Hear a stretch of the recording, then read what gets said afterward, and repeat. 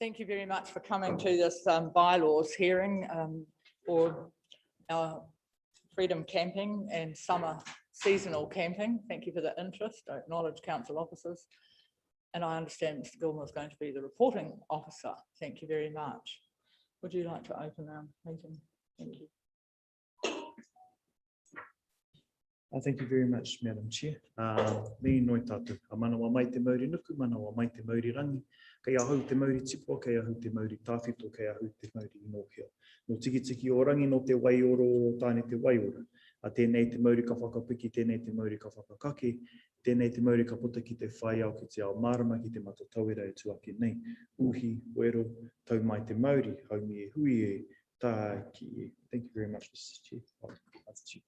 Thank you, Councillor Forrihinger. So the bylaw hearing this morning will be chaired by myself. Most of you in the room know us, and it's being heard by myself, Councillor Larry Foster, and Councillor and Deputy Mayor Josh Forrihinger. The process was that we will open the meeting and Mr. Gilmore from Council Officers will outline the reasons for the bylaw and any background. And the first submitter will actually be zooming in, and we encourage you all to stay for the morning, and thank you very much for your attention to the detail. That is something that is really important to this district. Causes some controversy, if I'm blunt and honest, and this is Council's effort to try to make it simpler and clearer, and also to protect the environment in some parts of our region where our environment is being damaged by the freedom camping in parts of the district. So I really do appreciate that a number of people have taken the time to make submissions. We have a number of submissions, more than those that are just appearing before us today, and they will all be afforded due courtesy. I thank the press for being here and council officers in attendance. So we'll pass over to Mr. Gilmore and give you the opportunity to outline the background to the bylaw process. Thank you. Excellent. Thank you. Through the chair. Good morning, everyone, and welcome to the Gisborne District Council's regulatory hearing panel convened today to hear submissions on the draft freedom camping bylaw. I want to second Councillor Seymour. Thank you for taking the time to make this submission and come here to speak today. This is an invaluable part of the decision-making process. And the freedom camping bylaw is all the better for it. The draft bylaw sets out the rules for camping in Tairāwhiti, including where freedom camping is prohibited and restricted. The key changes proposed in the draft bylaw, freedom camping in non-self-contained vehicles would be prohibited throughout the region.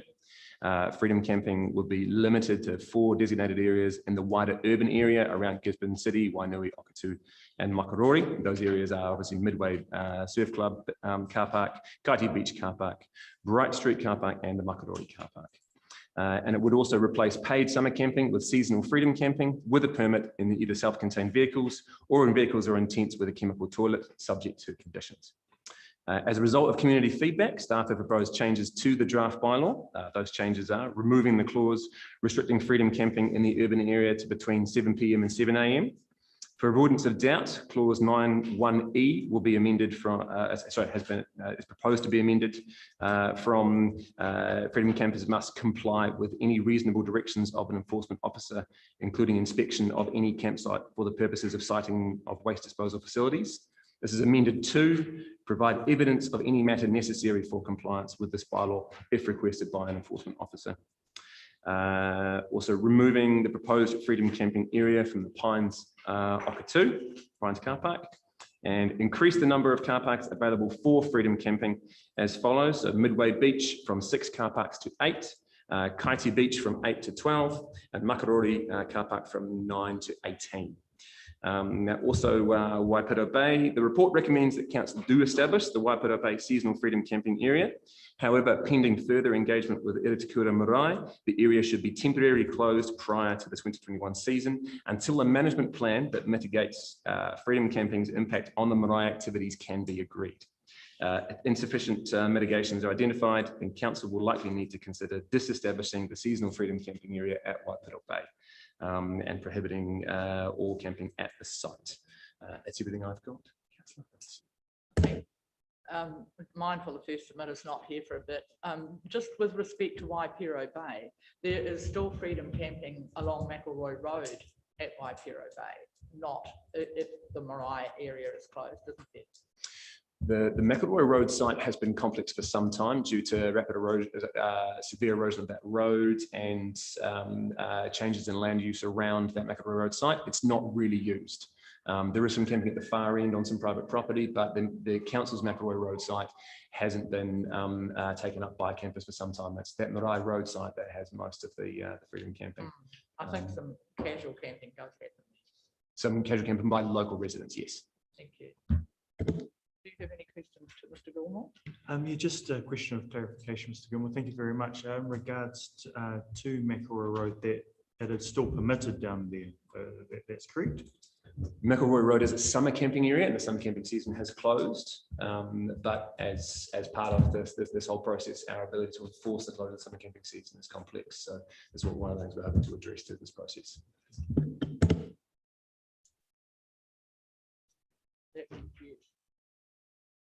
Do you have any questions, Mr. Foster? Please bear with us because the first gentleman who is going to zoom in is going to zoom in at 9:15, and I don't want to start listening to other submitters because I don't want to be forced to interrupt their presentation.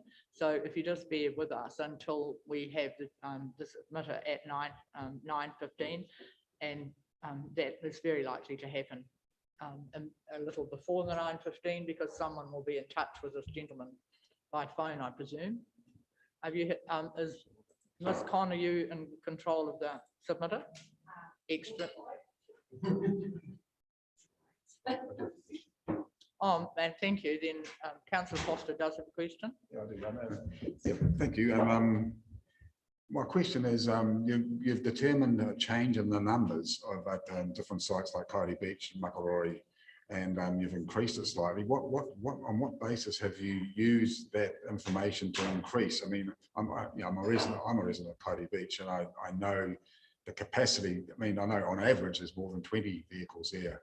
And you're making it from 8 to 12. Yeah, and there's area there is room there. That's yeah, so I'm just interested to find out where you've got the numbers from for the actual sites that you're proposing. Through the chair, those numbers are based off site assessments of the capacity of the area, but also leaving sufficient access for other users in those areas. So the change for Kaiti Beach specifically was born of there being a single well demarcated area which could be utilised for freedom camping, easy to cordon off and make clear. Your reference to there being 20 plus campers there on a regular basis and so on. The approach through this bylaw process is to prevent areas from being overrun with freedom campers. So camping outside the designated area will no longer be accepted. There have been some spread beyond the identified areas previously, so enforcement will now be restricting freedom camping to those areas. If those bays are full, freedom campers will be required to go elsewhere or use commercial accommodation. Okay, I totally I agree with that philosophy. So there's a lot of other vehicles outside self-contained vehicles, and like homeless and itinerant workers that are there. So are they going to be have infringements put on them for parking outside that area?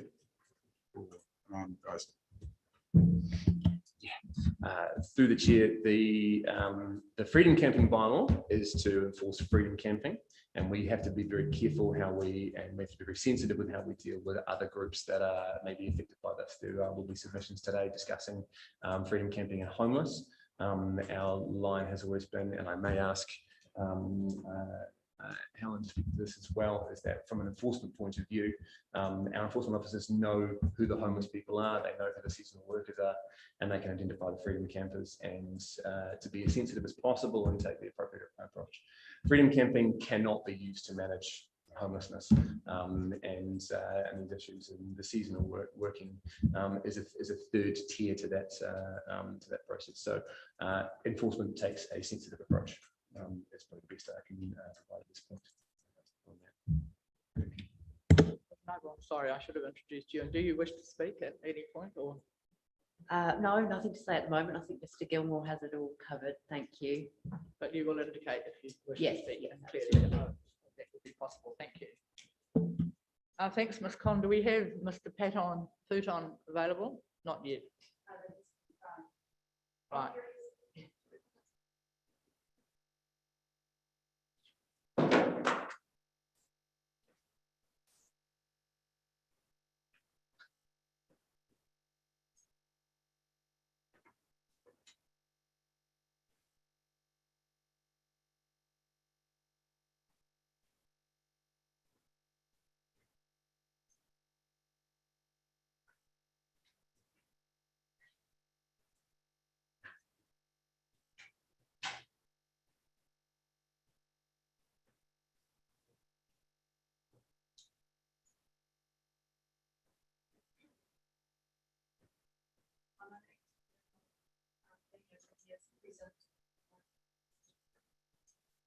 Will he be able to hear us?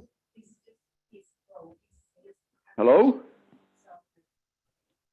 Right, I will, for the benefit of the submitters and members of the audience, I will just endeavour to speak to Mr. Futon, and is that the correct pronunciation of his name? Yeah, that's near enough. Right, good morning, Mr. Futon. Thank you very much. I understand that you can't see us, so I'm Pat Seymour, and hearing the bylaw this morning with me is Councillor Foster and Councillor Forrihinger, and we do have council officers in the room who can hear you, the Gisborne Herald, and a number of other submitters who are here for the process. So we'll open and we're over to you and happy to for you to speak with us. And I note that your submission was number 317, if anyone's wanting to follow it. So we're in your hands. So please speak to us. Thank you. Okay, thank you very much. I've had great difficulty getting organised for this because I discovered that my phone didn't have Zoom on it, so I've had to switch to a old-fashioned phone. Okay, let me start. Thank you very much for the chance to make this presentation to the Gisborne Council. I've reread my original submissions and I stand pretty much by my original observations. I recently spent 10 days down in Gisborne, wonderful part of the world, and I managed to take on walking up the hill past the War Memorial, and what a fantastic view you get from up there, just awesome. Much water has passed under the bridge since the original submissions closed. Two big things that have happened, of course, were the MBIE investigation into freedom camping and the report by the Climate Change Commission. The first part of my verbal submission is to talk about the Climate Change Commission. To summarise what they had in their report is they want to reduce the number of petrol and diesel vehicles on our roads. And unfortunately, that contrasts with your wish to restrict freedom camping exclusively to those in petrol and diesel vehicles. I think that's completely against current environmental thinking. By restricting freedom camping to certified self-contained vehicles, you're effectively banning people who travel on horse, who travel on foot, or travel by bicycle. And I suspect that at some stage in the future, such restrictions on people who aren't polluting the atmosphere, aren't providing climate change, will be contested in court. I think it's just a question of when, not if. I also wish to reiterate the fact that people travelling on foot or bicycle cannot be certified as self-contained under the current standard. Only those in diesel belching and carbon-emitting vehicles can do so. I think it's a clear contradiction of the climate change responsibilities. The other thing I want to point out is that the number of people who freedom camp while travelling on foot, bicycle or horse, it's so minuscule that it would not cause any of the issues that the Freedom Camping Act allows you to use to ban freedom camping in an area. Personally, I think the council needs to be bold and write into the bylaw a provision that allows anyone who's not contributing to climate change the right to freedom camp in your district. There are a lot of councils around New Zealand who allow people to freedom camp in tents. And in fact, earlier this year, my wife and I spent 10 days in total freedom camping in the South Island in our tent while riding our bikes around. Next, I'd want to address the issues of the MBIE consultation. I notice in your report that you made the observation that it conflicts with your desire to set up the seasonal camping. My reading of what they said is that the tents are actually unaffected by it. I'm not sure if I've misinterpreted it or whether I just haven't quite understood what they were saying. But I believe that MBI actually want to allow people to still camp in tents. And in fact, if you read deeply into their reasoning behind it, they made the observation that if you ban people in normal type vehicles from freedom camping, a lot of them will switch to using tents instead, which is an interesting observation. Finally, I want to have a quick talk about Waihao Bay, which is somewhere I go to on a regular basis. My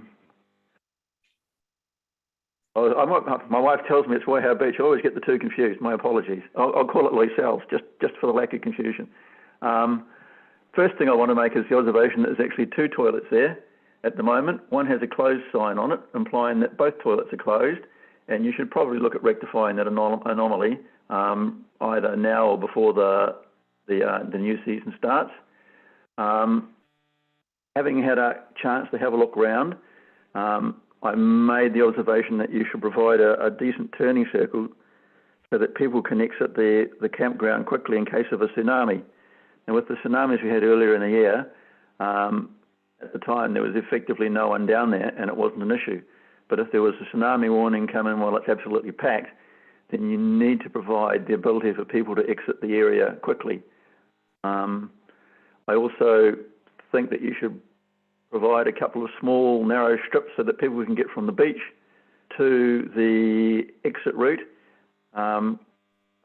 Otherwise people will be tripping over tent pegs and cars and things parked in the way. Just standard practical stuff for exiting in case of a tsunami. The other observation I made that there is actually nowhere for day visitors to park their vehicles during the summer season. The whole area is taken up by campers.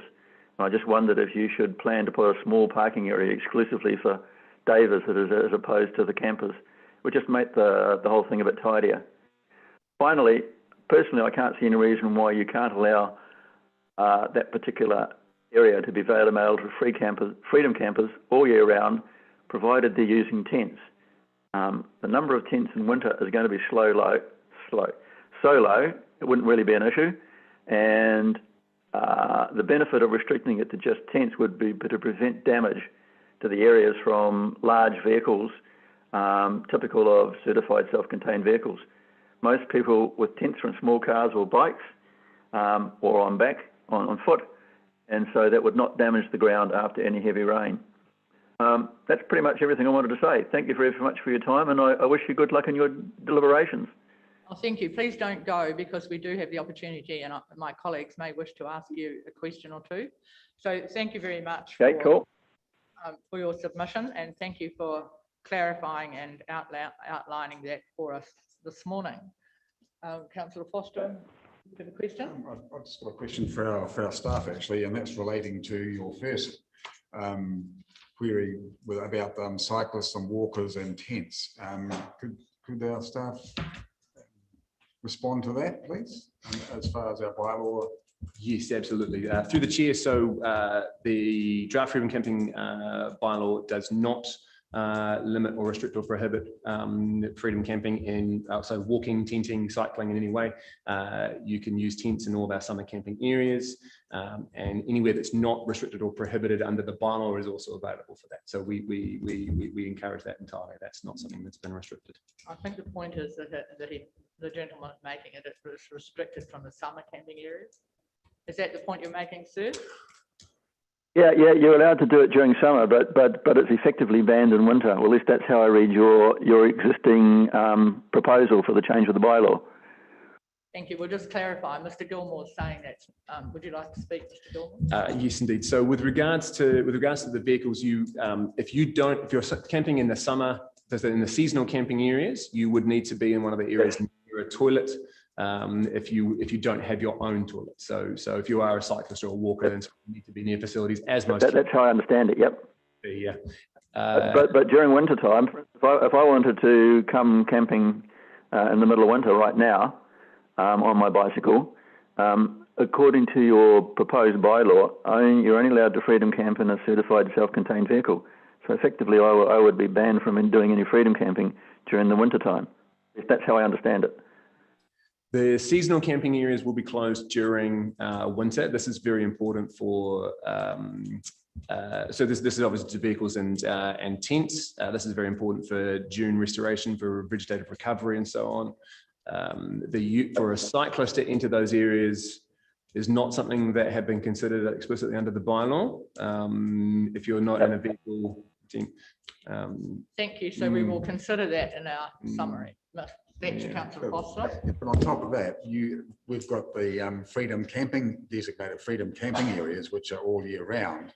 So he could still frequent those places quite easily. Correct. Yes. Any of our restricted freedom camping areas, particularly that are grass. So you've got 2 in Tukumaru Bay, for example. These are areas anywhere that's not restricted or prohibited would be available to a cyclist freedom camping. We'll make that clear. Councillor Corrigan, is there anything further council officers wish to say?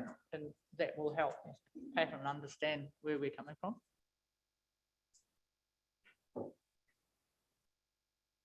Not at the moment. So thank you, Mr. Patton. Is there anything you wish further? I mean, we have your submission in front of us. We've each taken notes of what you've reiterated this morning, and the points you've made will be considered in operations. Are you happy with that? No, that we could. The only observation I would make that if you do decide to, I noticed that the conversations suggested that we could camp on the grass at the moment, but as I read it, and I'm not an expert, what you're proposing is to actually ban it, and you might just need to change the wording of the bylaw slightly, just to say that yes, it is okay to put down a tent there, or someone on a bike. It's okay. Just a small observation. Yes, we'll make that. We will consider that in our deliberations once we've heard everyone's. That'd be fantastic. Awesome. Awesome. Thank you for taking the time to. Okay. Thank you very much for your time. Thank you. Thanks. Goodbye. Yep. Thank you. And that call is dropped off now. Ms. Conn, just checking. You're welcome to listen. Thank you. So our next submitter is Nahuya Briscoe, and I understand you're in the room. And would you like to come forward here to the role for submitters and speak to us this morning? Thank you. You can bring someone with you if you wish. There's a speaker here which then captures what you say for the recording. Thank you.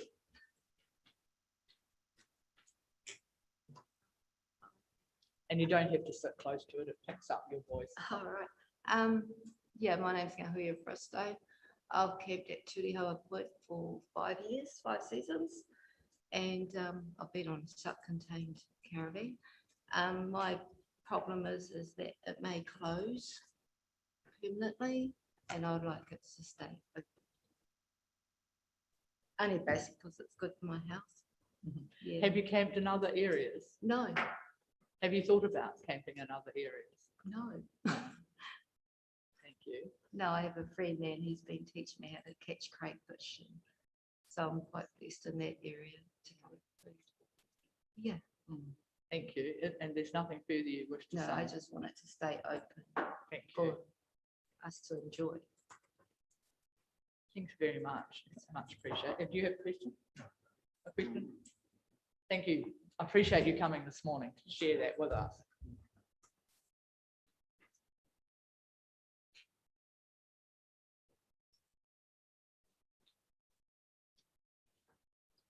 We have Tāwhai David Briscoe. Would you like to come forward and speak to us? Thank you. Moira, thank you for coming. Thank you for having me. Sure. You don't have to get too close. He picks up your voice. First of all, morning everyone. Just like my sister, I've been going to Turihawa Point for many of years now. I just heard some whiff through the air from some people that they might be shutting it down. Like, I just failed to recognise why. It's because we take care of the land. We always clean our mess up. We take our own rubbish away. We've got our own like facilities, go toilet and things like that. And we actually mow the lawns where we can too. So, and we always go around making sure that it's clean for everyone. I just find it's a good recreational area for family times to come together away from the hustle and bustle of the life, of normal life. And I think it's a good area where we can, well, I've been teaching some of my friends how to dive over there. So they can, well, we all know that times are getting hard now and sometimes you may not have food, but you can, the sea always provided, it's always provided for my family. And basically that's all I wanted to know. And if there was going to get a shutdown, maybe we can work a way around so it stays open for people like me who look after the place, help show the younger ones how to gather food, all those kind of things. So it's actually an educational resource too, in my eyes. Have you ever camped anywhere else in Tairāwhiti? No. Have you thought about that? No. Have you observed any change with erosion from the sea? I haven't. That's one Over. of- It's One of the reasons. track we used to put our kayak down. It's always been the same for all the years of it. It's never actually changed. It's still the same today. So I find it's pretty safe. Because if it was unsafe, we'd just move away. Just Move around the corner. common sense here to where it is safe. Thank you. Okay. Appreciate you coming. Thank you very much. Thank and you for sharing listening. that with us this morning. Thank you. Cheers. Great. Thanks very much. Yep.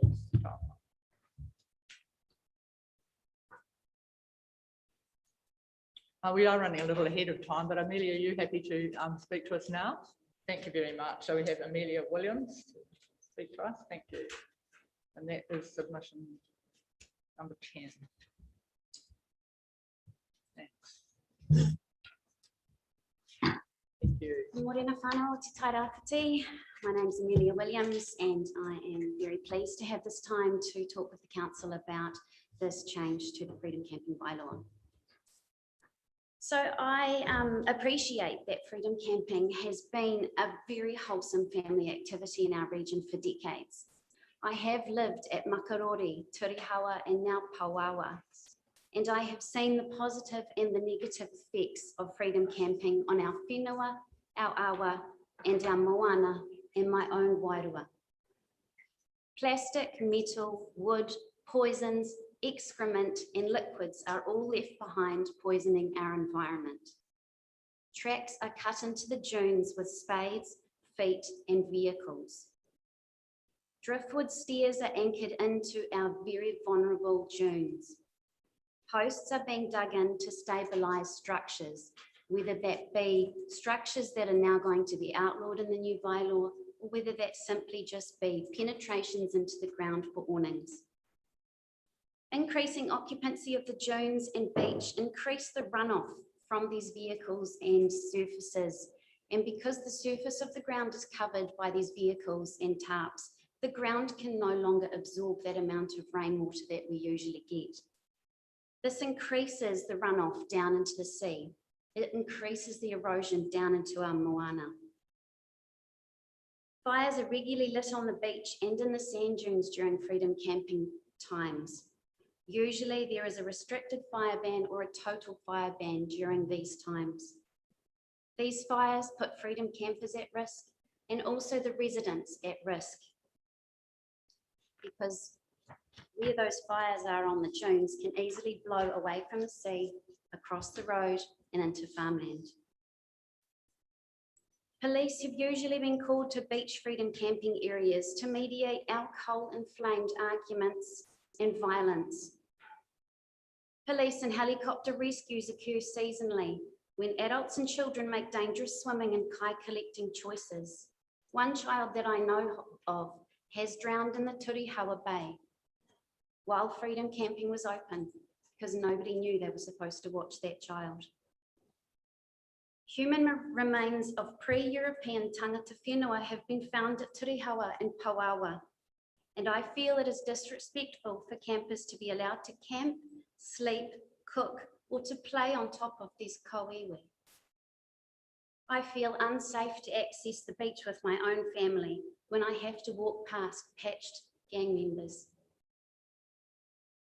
My husband has previously been threatened with death when he went to inquire with Freedom Campers about a wandering dog chasing, mauling, and killing our stock on our farm. And the proposed bylaw 11A is to prevent damage to local authority area. So we need to consider the NZTA.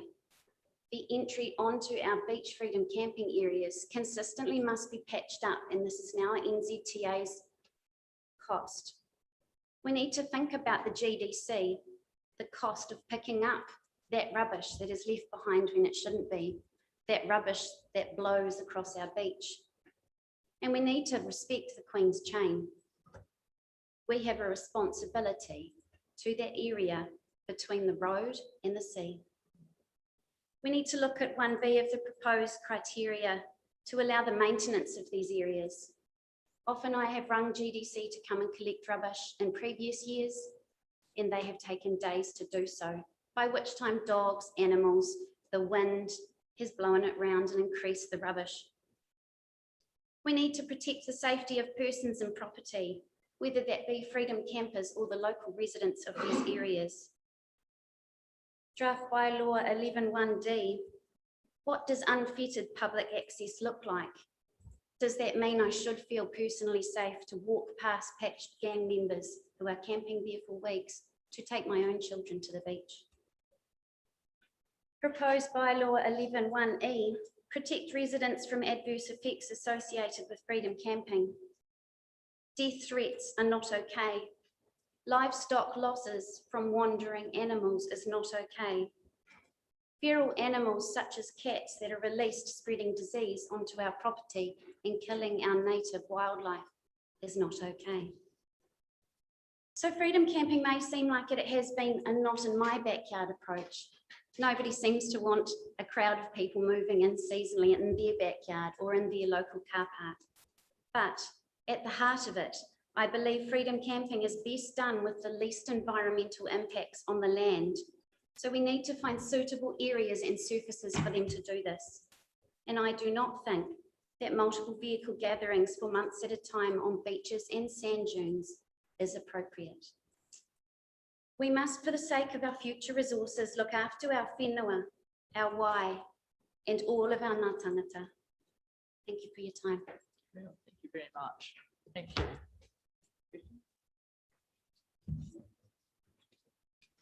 Any comments, Councillor? Thank you very much, Amelia. I really appreciate the detail of your presentation. Thank you. Thanks very much.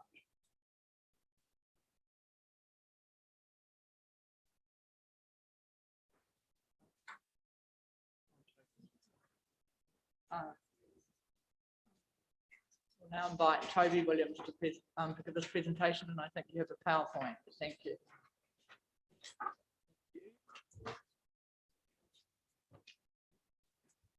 Thank you, Pat. I'm here with my Federated Farmers hat on today. I am an affected landowner. Our family has farmed at Tirihau and Puawa for the last 130 years. And the slides that are running through here just are showing the erosion that's actually occurring at Northern Tirihau Point and also at Puawa. In the last 2 weeks, the erosion has been significant. Hopefully it plays here. We might click it through. Excuse me, Ms. Con, can you just make this play? Can you make it It's play? not static. It's not meant to be static. So the last 2 weeks at Northern Tirihau and at Puawa, there has been significant erosion. As you can see, it's very close to the road on the point there. I don't know if councillors have been down and had a look.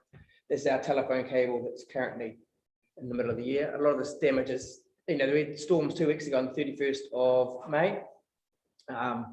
This has exacerbated the erosion that's there. At Tirihau Point specifically, the erosion is significant. It's a threat to our road. And currently, it's not been, the camping that occurs there has always been in semi-permanent structures. you've driven up the coast, you've seen the posts put in, iron standards, windbreaks, pallets, and etc. We don't believe that, we believe that camping should be completely banned in this area. You can see the erosion that has occurred through there, and that having half a dozen semi-permanent camps there for 6 months of the year isn't actually freedom camping. It's more of an occupation for 6 months of the year. And you can see here in these photos, this is where the tide came up to. And you can see here the damage. We've probably lost 2 to 3 meters of beach, and the banks there at Puawa now are about 2 to 3 meters high. We believe that continuing to allow camping and with people access down for vehicles and pedestrians down onto the beach is going to further exacerbate the erosion we've seen and we're seeing. This is 2 weeks worth of storms, and just in the last 2 weeks that have caused this to occur. Also the point I'd like to raise is that with the beach shrinking, we're pushing vehicles much closer to the roadsides, vehicles and tents. We've been fortunate there have been no fatal accidents involving campers and vehicles. It is a significant inconvenience to vehicles coming down from the coast during the summer months where we have to have vehicle restrictions at 60 kilometres per hour. I know that's there for safety, but what we'd like to see from Federated Farmers' perspective is that a managed retreat of camping at Puawa over the longer term. We're not calling for a outright ban now, but it needs to be managed for coastal erosion. State Highway 35 is the coast's access through to town. With climate change, our council has said they're serious about climate change threatening our roadsides. While camping isn't the cause of the erosion, it exacerbates the erosions. We'd like to see the council take some steps towards having a managed retreat of a plan to eliminate camping in those areas outright over a certain time period. We'd like to see some strengthening. I think it's attachment 21-113.1 talks about semi-permanent structures with the council staff. We'd like to see some more clarity around what defines a semi-permanent structure, as opposed to having council staff, the council officers decide on the day what that is. As a long-term resident there, we do see significant occupation of areas, not just at Turihau Point, but also at Puawa. We've got small villages built. We'd also like to see a restriction on the timeframes of camping. Currently, it runs from daylight savings to daylight savings, so October through to April. From October through to December, there's almost nobody camps there. The people that are there are in semi-permanent campsites by nature, and all you see, there's a build-up of caravans where nobody's actually there. They're just bagsing your spot to Christmas. We don't believe the demand is there to have camping open for that period, and the same goes from late February through to Easter. There's almost nobody there except for people who are in semi-permanent camping situations. We also like to point out that we don't believe it's a good use of ratepayers' funds, considering the council believes rent affordability is an issue for many residents, or where we're subsidising people to have holidays at our beaches. That's all it is. I know with the change of laws in government, there are restrictions on what you can and can't charge for. However, at the moment, ratepayers are subsidising that. My rates for our farm at Puawa there are significantly increased because of the perceived ability that we can subdivide and have really nice house sites on there. So in fact, we're subsidising those people to come in. Like I'm happy sharing the beach, for day trippers and things like that, but we'd like to see a managed retreat of camping, or a total ban at Northern Turihau. For Northern Turihau, we'd like to put a wildlife reserve into there. We can work with EcoWorks and with Dean Savage down at Tatapuri, who's currently got blue penguins nesting down there. We believe we can set up nest boxes through there in the banks and things. It's perfect for blue penguins and also for seals to rest. Blue penguins always used to nest under our wool shed and around our farm buildings. However, being the nature of a farm with dogs everywhere, they're not a good mix. So we can create a safe haven for them. It's going to increase, you know, we do have the marine reserve just up the road. It'd be nice to be able to encompass more of an eco thing. This is something that we're not looking to access council funding for. It's something that we privately funded and potentially some dock help. But we need camping to be completely banned from those areas before we're able to attempt it. Thank you. Have you got any questions? Have you encountered any incidents with some of the campers that have been at different times? Over, the period Yeah, of so like my isolation? wife said, you know, we've been threatened. All our dogs been shot. We've been, we had dogs wandering around the property a couple of years ago. We had campers. We went down to find who owned the dogs. We found one of the people who owned one of the dogs, and they proceeded to threaten us. If we shot their dog, they would come and shoot all of our dogs, all my staff's dogs, and they'd shoot us. We got the police involved, and the police did go and remove firearms from these people. But like, you know, we have people wandering onto the property, leaving rubbish. We have people defecating in our property, who are in uncontained camping areas. This has improved, don't get me wrong. When we initially lost camp, like when camping was, summer camping came in, we had to have a chemical toilet. That stopped.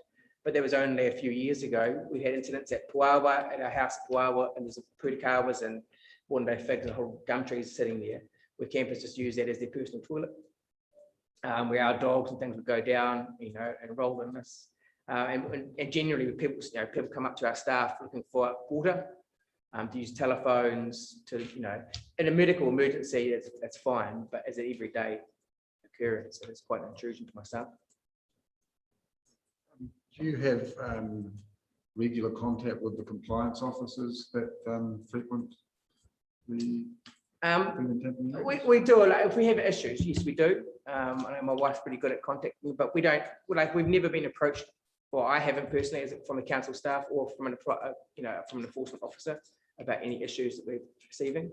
I do note in the documents, it does say that the council staff contacted the affected landowners, but I'd say that no one I've spoken to at Turihau or Puawa was contacted by any council staff.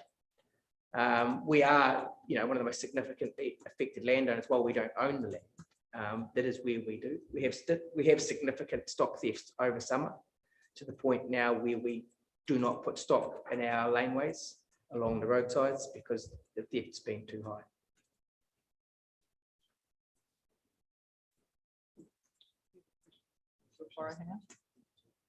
Thank you very much, Councillor. Just in case there's something that Mr. Gilmore can add in response, and obviously we will consider the response later. Yep. But Mr. Gilmore, is there anything you would like to add in response? I know I have one question for Mr. Gilmore later. I just wonder whether those photos could be made available to NZTA, because I'm very familiar with the work around that point, and I've been at various functions and applied pressure to get work done on that points further around, but some of that is now very critical. Obviously. It is, yeah, and it's only got worse. Some of that damage has occurred in the last 2 weeks. So have you, can we keep that? Yeah, you can keep that. I can. That you've given to Ms. Con to run. Yeah. And make that available to NZTA. Certainly, it's available to whoever you'd like to send it out to. The highway is such a significant link for the whole region. It's a separate issue. It is a separate issue, yeah, but today, but it's it is part of today as well. Yeah, one thing that concerns us is that if that road goes because of coastal erosion, you know, pressure is going to come onto us as landowners to push the road further into us. Most of that land isn't capable of having roading pushed into it. They did it a couple of years ago when they widened the road. As soon as they dug the foot of the hill out, the hill has collapsed, pulling our fence down onto the road again. So we don't want to see, you know, there's not really anywhere for the road to go. If we lose the road, we'll have to go up and through behind Waimata for access, I imagine. So, no, thank you. Thank you very much for your very comprehensive submission. We appreciate the points you've raised, and it will all be considered when the committee deliberate later today. Thank you, Councillor Seymour. Thank you. Thanks very much. Just for the benefit of everybody, can I just make clear that I'm asking council officers to make that video or the PowerPoint available to NZTA to understand the degree, quite aside from whether it's freedom camping or not, they need to be proactive in the work on that part of the roadway. Thank you. So do we have Mr. Winton Te Hakai in the room? Good morning, sir. Beg your pardon? Oh, thank you. That's not what it says in front of me, but welcome. Paul, would you like to come and join us, sir? Thank you very much.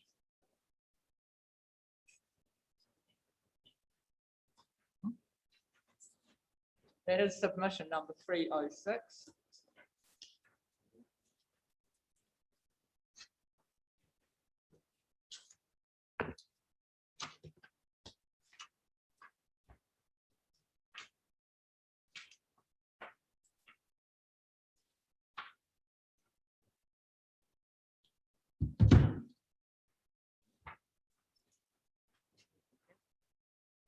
Can I just double check one moment? What number is Mr. Robiha's submission? Because it's not 305. Thank you.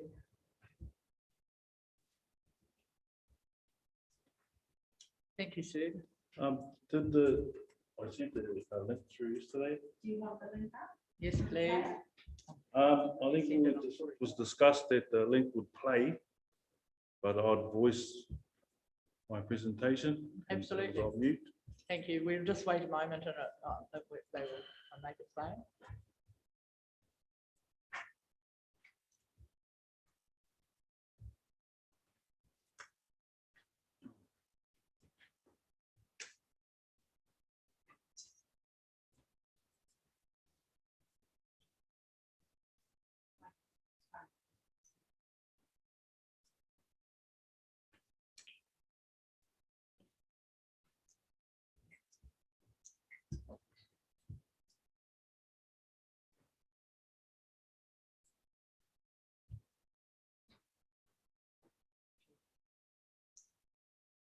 Thank you. There we are.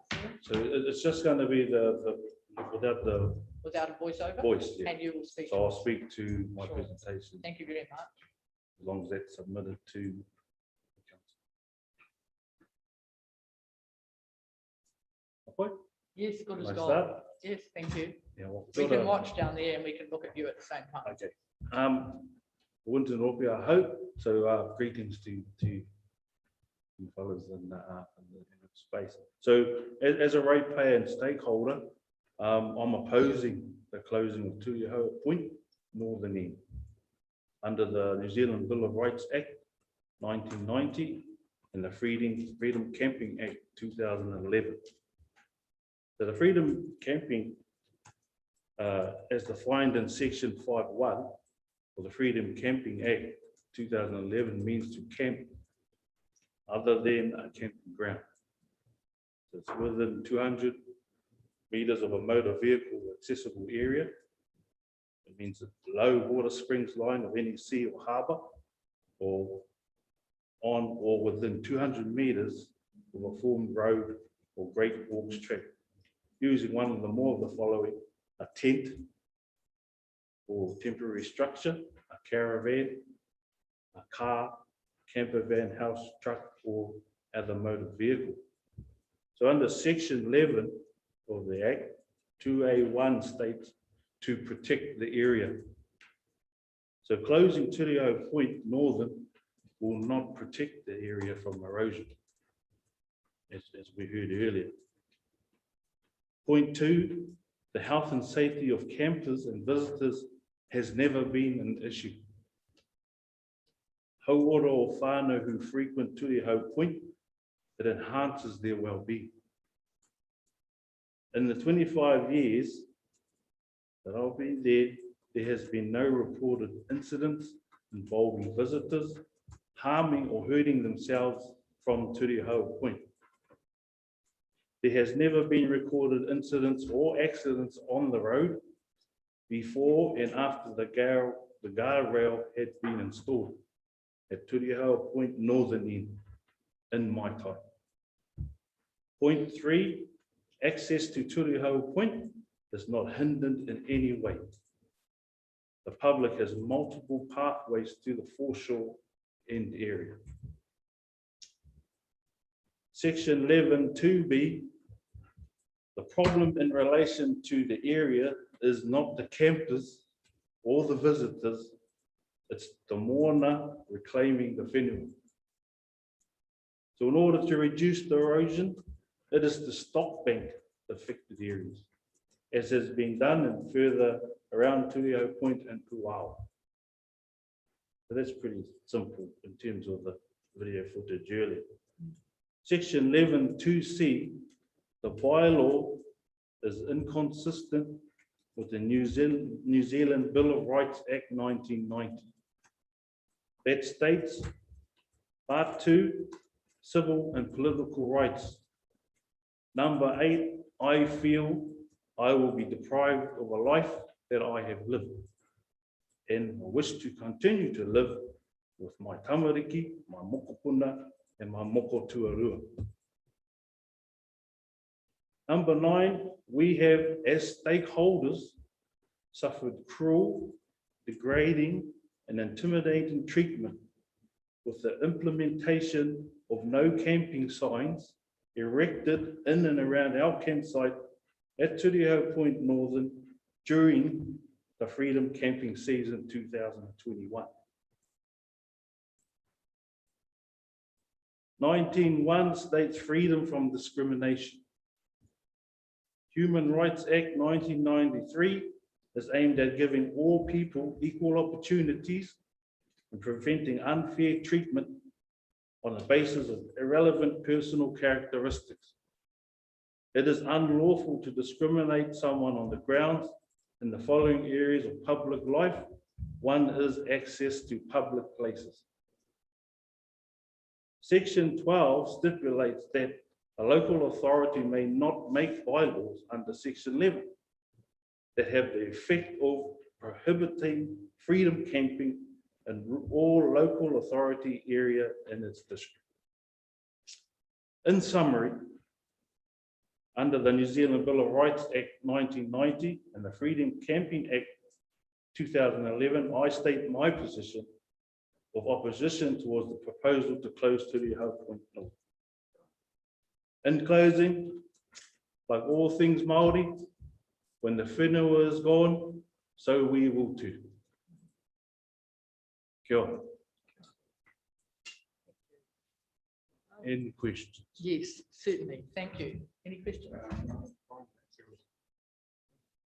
Can I just ask you then about, you talked about a stop bank in relation to Puawa. You were talking about Moana, and I travel that road often too, so I see the storms and the photographs you've taken.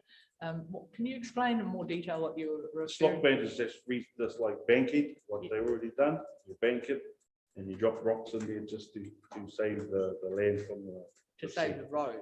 To save the road, yes. Yeah, so you're actually referring to the work that was being done in the last couple of years at north of Turiho Point, Yes. going around towards Puawa. But definitely there is a need there. Mm. As those photos have shown, I went there last week after the storm.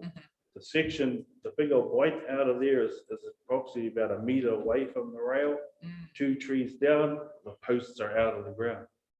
So whether that's a council thing or transit, I'm not sure, but it's a space that needs to be looked at. And it is a NZTA transit responsibility, but we, the council does need to bring that to their attention sooner rather than later, because they take a wee while to make the change. Yes. Have you ever camped elsewhere in Tairāwhiti, sir? Puawa, further around Puawa, we've camped there. When there was plenty of whenua. Over the years, it reduces. It has been reducing over half a metre a season. I camp at Turiho Point Northern. So when every season you go back, there's a little bite somewhere. So you move. So I'm guessing if nothing gets done within 2-3 years, that end will be up to the road, and there'll be no end there. And no space for freedom. Oh, camping. definitely. At the moment, there's space there because I can't. Yeah, sure. Because I'm interested, can I ask you, are you the campsite that has the 3 caravans, or are you beyond that, further towards the end of the point? You're at the end. Thank you. Really appreciate the work that you put into your submission, sir, and the photographs that you brought to us. and the background and the message that you bring. And obviously, along with all the rest of the submissions we hear today, we will take that into account. But we have to consider all submissions to this bylaw. Can I ask Mr. Gilmore, is any information you wish to give to Mr. Rob in the course of this presentation? Through the chair, thank you very much for your submission. It was very, very well put together. This is probably a very minor clarification. The closure of Turiha Point North is proposed under section 11(2)(a)(2). Apologies for the horrific set of numbers, to protect the health and safety of the people who may visit the area.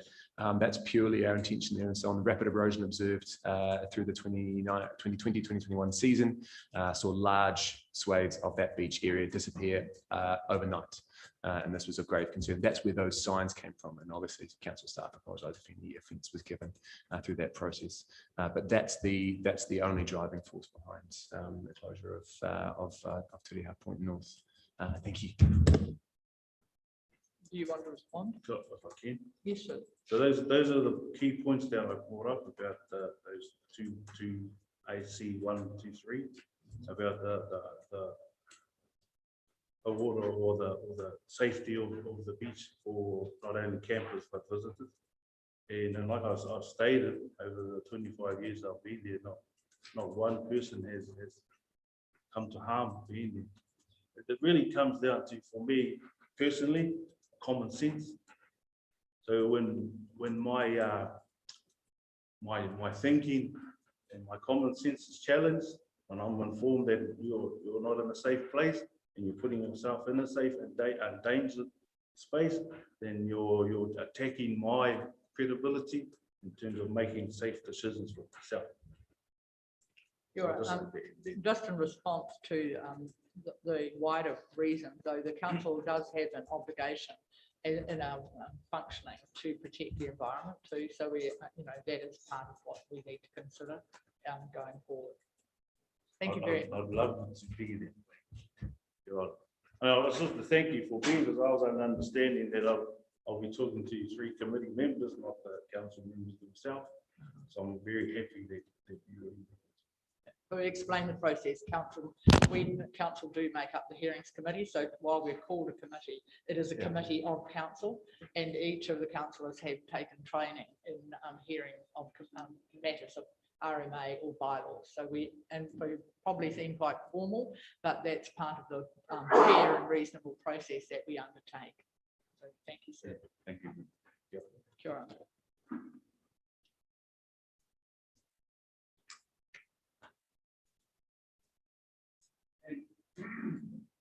Yes, sir. I'd like to put a verbal submission, but I noticed I'm not on the list. My name's Tony Evans. I waiting for phone calls, whatever direction the council, no action in the period of time.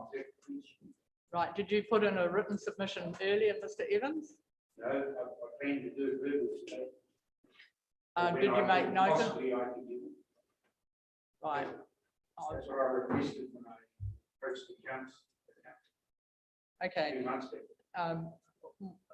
We will confer, but we're very reasonable people at this end of the table, so we probably are making the staff laugh. They probably don't think that's always the case. We are reasonable people, and we will hear your submission in a moment, but we do have. Well, if you can put me in then, that'd be great. Yes, we will. Thank you. I thought I saw Mr. Keast in the room, but I don't think he is there now. Our program actually has us taking a tea break at the moment, but we are running ahead of time.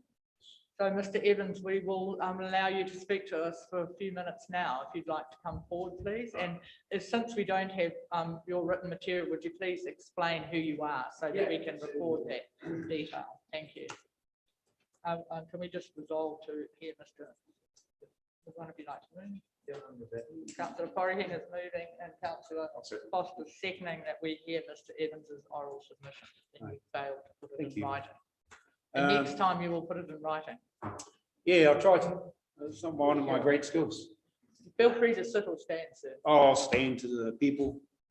Kia ora whānau, my name is Tony Marcus Evans. I'm resident of Tairāwhiti o Turanganui a Kio. I'd just like to tautoko my brother over there, Winton Ropia, for his submission. Tautoko everything that's within that submission. Part of it would have been my submission. I'll just stick to the facts.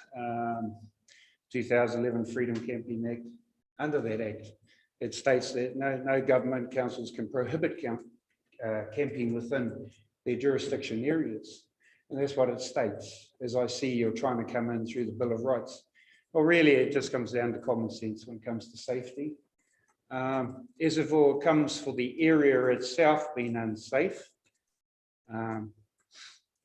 there is erosion. It's been there for a while, as you've heard from my brother Winton there. We've watched it. I've put in verbal submissions to council, and I've actually applied to talk to the erosion part, but no one's got back to me. At the end of the day, it's basically lack of council responsibilities towards the area why there is erosion. We can blame the sea all you like, but in 1985, if you look around further past Turio Bridge, they've put in a lot of work there, rocks and there's banks. They've put flax, which helps, hold the flax. They put a lot of work there, but they haven't continued it. They've stopped prior to where we are. They've just let it go. And ma'am, to answer your question about the roading, they've already been down. They've taken photos, heaps of photos. They've taken photos of the area that's really bad and no one camps there. It's actually a non-camping area and has been for years. I think I camped there back in 1997 maybe, when you could still put a tent up around that area where that bad erosion, we see the wire coming out of the bank. Yeah. So my submission is really directed at the council. For years, people have paid money towards freedom camping, and not 1 cent has been spent on erosion around that area, not 1 cent.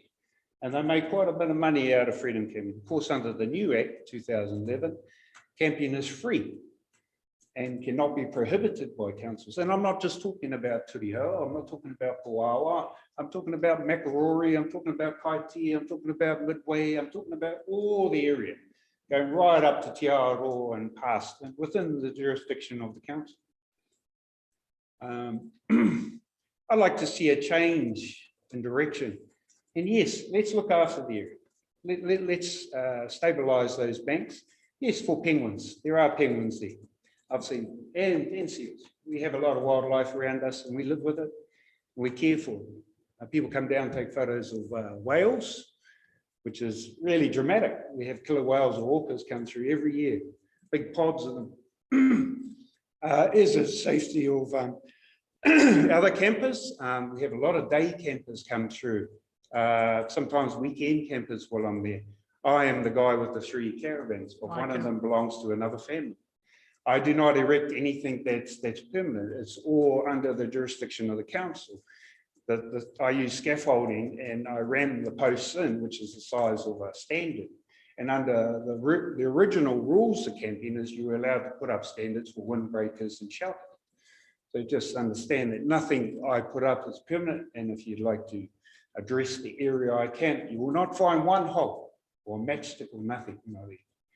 So we look after the area for others. We promote safety while we're there. We have people come in, we tell them 3 meters from the bank, these are the accesses to the sea, don't create your own, it creates more erosion. So with us there, we're the kaitiaki. We look after it. We enjoy camping. I'm out there probably 6 months a year, as long as I like to stay there. We've had our problems through camping. We've had a lot of theft. The end of the camping season, I got broken into, battery stolen, generator. Last year it was my spare guns, water pumps. Every year we've had problems with theft, but I think Gisborne's got a major problem in that area. And I think it's related to drugs. As for rubbish that's been disposed out there or left out there, it's funny. Some days I wake up and I look down where the toilet outlet is, and there's about 6 rubbish bags. None of them are ours. We bring all our rubbish and sort it out there and back to town, which I explained to the council enforcement. Michelle Lexman, who comes out. And she's pretty reasonable. She's been through the rubbish and realised it's not from our area, but her hands are tied in that direction. So as it comes for, you know, like rubbish and things like that are being dumped out, council are responsible for that as well. Because when I camped there originally, there was rubbish bins. And then they went to jumbo bins, which was a wrong move. People from town were just bringing all their rubbish. And what made it worse is they closed the dump and then they reopened one and charged people. So we've got people coming out there dumping truckloads, trailer loads. And lately there was one dumped in Makarori, and I came in and informed the council where everyone surfs, and it was a truckload of rubbish. So is that going to stop without us there? With us there, we can stop it. We are the eyes and the ears of the community. You have no one there, and you'll see a change. I mean, for years when that dump shut and there was no jumbo bins in there, I'd go out and would find cars towed out full of rubbish. We would bring the council and say, well, you know, what can we do about it? Us being there stops that.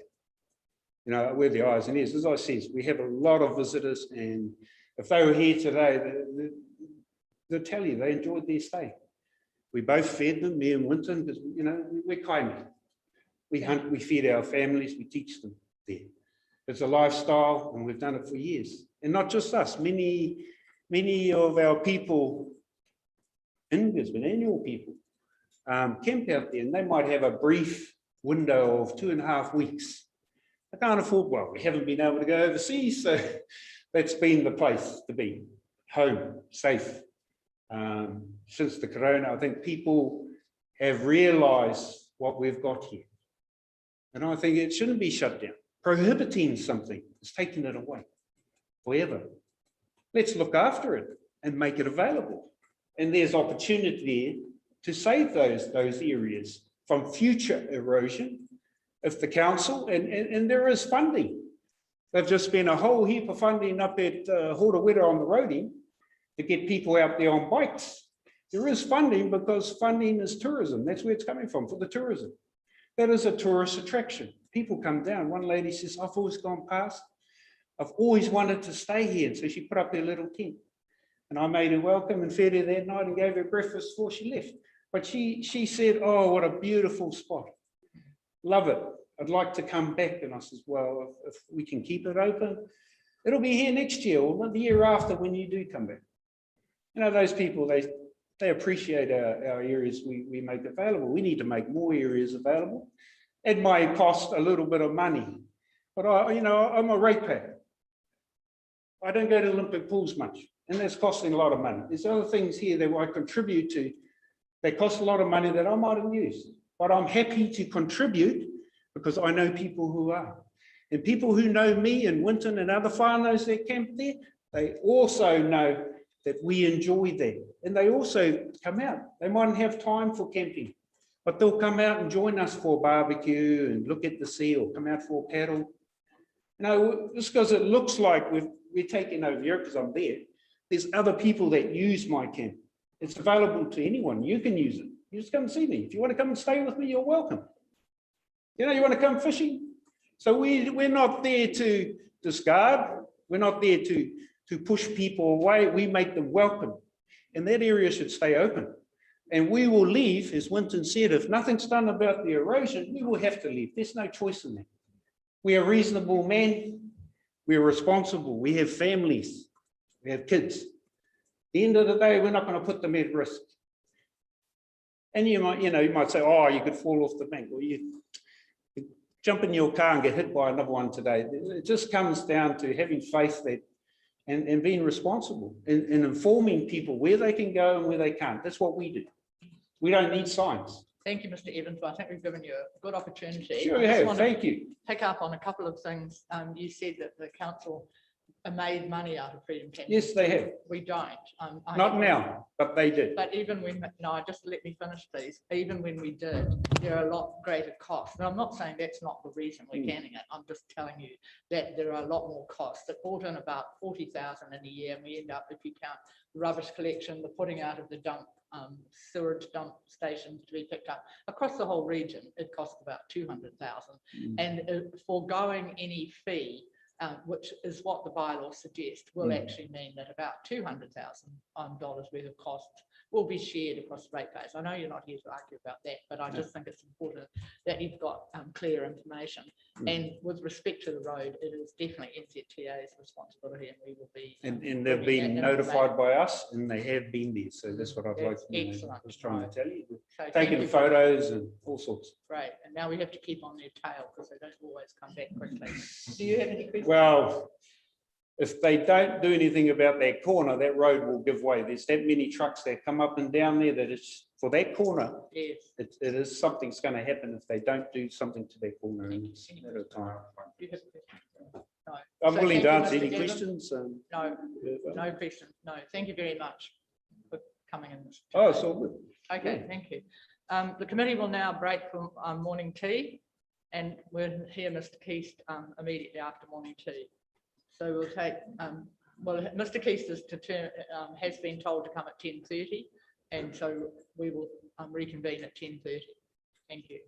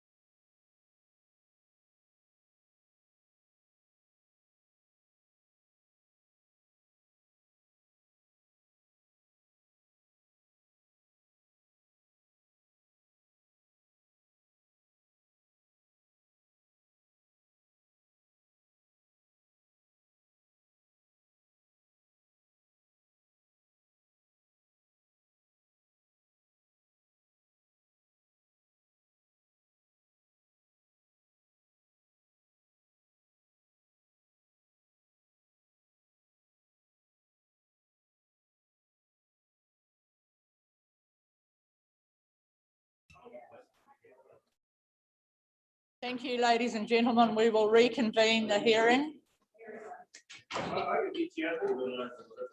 Excuse me, we are reconvening the hearing. Can the media have their conversation if they wish out in the foyer? Thank you very much. And the next person is Mr. Keast, and I can see you, Daryl, in the room. So would you care to come forward and speak at the speaker? Daryl can put the little red button on, save you, Ms. Con. You just press the button on and thank you. And we have your submission. Thank you very much on behalf of the Motorhomes Association. And you have a PowerPoint? No, you have the submission. Great, thank you. In your hands. Yep. So I'm just here representing James Imlach, who's the National Property and Policy Manager at National Office. And so I'm reading these points on his behalf. On our submission, which you already have, we support deleting clause 7(1)(b). We support revising clause 9(1), provided the enforcement officer requests for evidence are lawful. Our main opposition is we oppose maintaining the proposed urban area and surrounds prohibition. NZMCA has designated Gisborne as a motorhome friendly town, and this is actively promoted to members. One of the agreed criteria to remain certified is a permissive bylaw. The proposal, insofar as Gisborne Township is concerned, we believe is prohibitive and in conflict with the permissive premise of Freedom Camping Act. If Gisborne proceeds with the prohibition, we may have to review Gisborne's motorhome friendly town certification, as we can't promote Gisborne in line with more permissive towns that have made an effort to meet the criteria. As part of granting motorhome friendly status town way back, and Larry will recall this because I think he's in the documents, you agreed to provide a public dump station. NZMCA has provided significant support for a new dump station, which has been designed, consented at our cost, but we're awaiting feedback from staff on how council wants to proceed with installing the facility. This is for all visitors, not just our members. There is a degree of frustration there. Prohibition in urban area disadvantages members visiting friends and family. The council accepted in 2015 the value of motorhomes to Gisborne businesses when it sought motorhome friendly status. Your statistics, which come from Campermate, which I think, I'm sure, include our members, because we were tagged on to that, for person nights are in line with our stats at our park at Awapuni. Our members represent about 50% of those stats if they're reliable. To me, that sounds about right. A lot of members use local camping grounds in preference to our members' park. The comment on the capacity within the restricted parking areas, I think, is much less than it seems. When you identify a normal car park, and I'll just use the example of Midway Beach, they're 2.5 metres wide, 2,500 mils, and 5 metres long. It's not sufficient to park a motorhome for a caravan, which are 2,300 wide and usually over 6 metres long or longer. Hence, 8 parks at Midway can really only hold about 2 vans, unless they are the Toyota Hiace type with sliding doors, which may not be your target visitor. Try to come up with a suggestion, identifying an area of more parks, but limit the number of vans to 8. This is done in other locations. Allows flexibility depending on who arrives when. The 28-day renewable permits seem to work against attracting outside visitors. Though they appear to increase number of sites available, they probably don't. May not add to encouraging visitor numbers. From the information received, we're not convinced the council can justify the extent of prohibition under 11.2 of the Freedom Camping Act. There appears to be a presumption that most of the district is available to freedom campers beyond the prohibited areas. However, we suspect most of this land is under council control will continue to prohibit freedom camping due to other statutory provisions such as the Reserves Act. Recommendations: delete the Gisborne City urban prohibition and maintain status quo, preferred option. amend the Gisborne City urban prohibited areas to include additional restricted areas to ensure bylaws remain permissive. I'll just make a couple of personal comments. A lot of provincial towns that I visit in my motorhome actively encourage motorhomers and caravanners, and it is, from my point of view, a little bit embarrassing when I look at Gisborne's contribution. Another thing, there was a mention about costs of administration and other areas. We've been woken up 9 o'clock, 10 o'clock by a security firm who are doing the monitoring and telling you you've been too long, or do you comply? Have you got a self-containment certificate? And in that area, looking at costs, I'm sure you're well aware of direct costs versus full or part absorption costing that staff apply to the cost of running something. So if you don't incur the cost, the absorbed costs have got to go somewhere else anyway. So that's just the accountant having a look at your numbers. Yes. Thank you. Can I ask Daryl that was the Motorhomes Association consulted when council started to look at removing the ability to park within the urban area or diminishing the numbers? Not that I'm aware. Not aware. I'll ask council officers to talk to some of the points you've made in a moment. Do you have some questions for Mr. Keith? Actually, for Daryl. Yeah, thanks for your submission, Daryl, on behalf of the NCA. Have you got the figures of the amount of your members that stay at the park at Midway Beach as opposed to wanting to stay elsewhere now, like at Cody Beach or Makaroi? Have you got the figures? I've only got the numbers for the park because I Yeah. studiously record everyone on a spreadsheet, as you'll probably be aware. So I can tell you what happens every day down there, but I don't know what the total picture is. All I do, that comment about staying at parks, is I stay at parks a lot on the way. And if you look at Waikanae, just over the fence, you see a number of red wings signs sitting on there any time.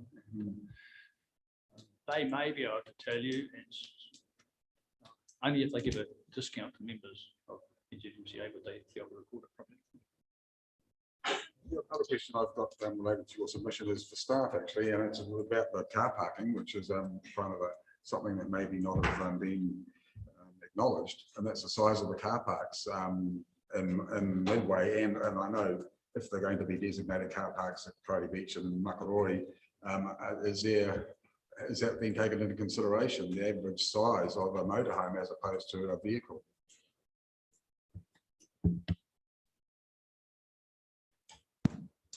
Through the chair, the approach taken so far wasn't to amend the size of the car parks in those areas, as we have obviously larger spaces.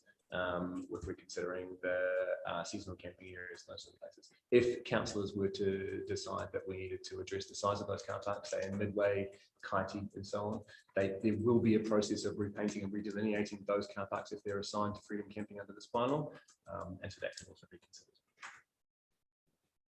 So in that respect, if a motorhome is on a car park and protruding over into the next car park, does that a compliance issue for our compliance officer? So, because it seems like a bit of a grey area.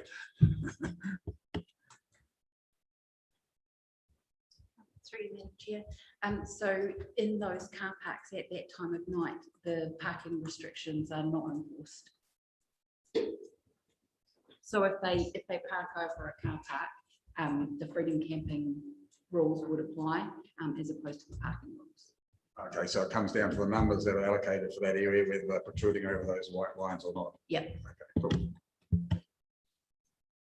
And supplementary to that, though, that does mean that you don't have, for example, one area we've designated 12 car parks, but there's 4 vans in it, and they protrude over the one next door because they can't help. There's not 12 car parks available that night. Is that what you're saying? Or acknowledging? So in that instance, we would use our discretion based on, number, location, etc. of the vans within that designated car parking area. So if there was, an extra car that pulled up, it was within the number of 12, but not necessarily within the designated area, we would use our discretion. Thank you, but it's a very useful point that you've raised. Thank you, Mr. Keith. Hey, well, my motorhome, when it sits in the white lines, it's exactly inside the white lines.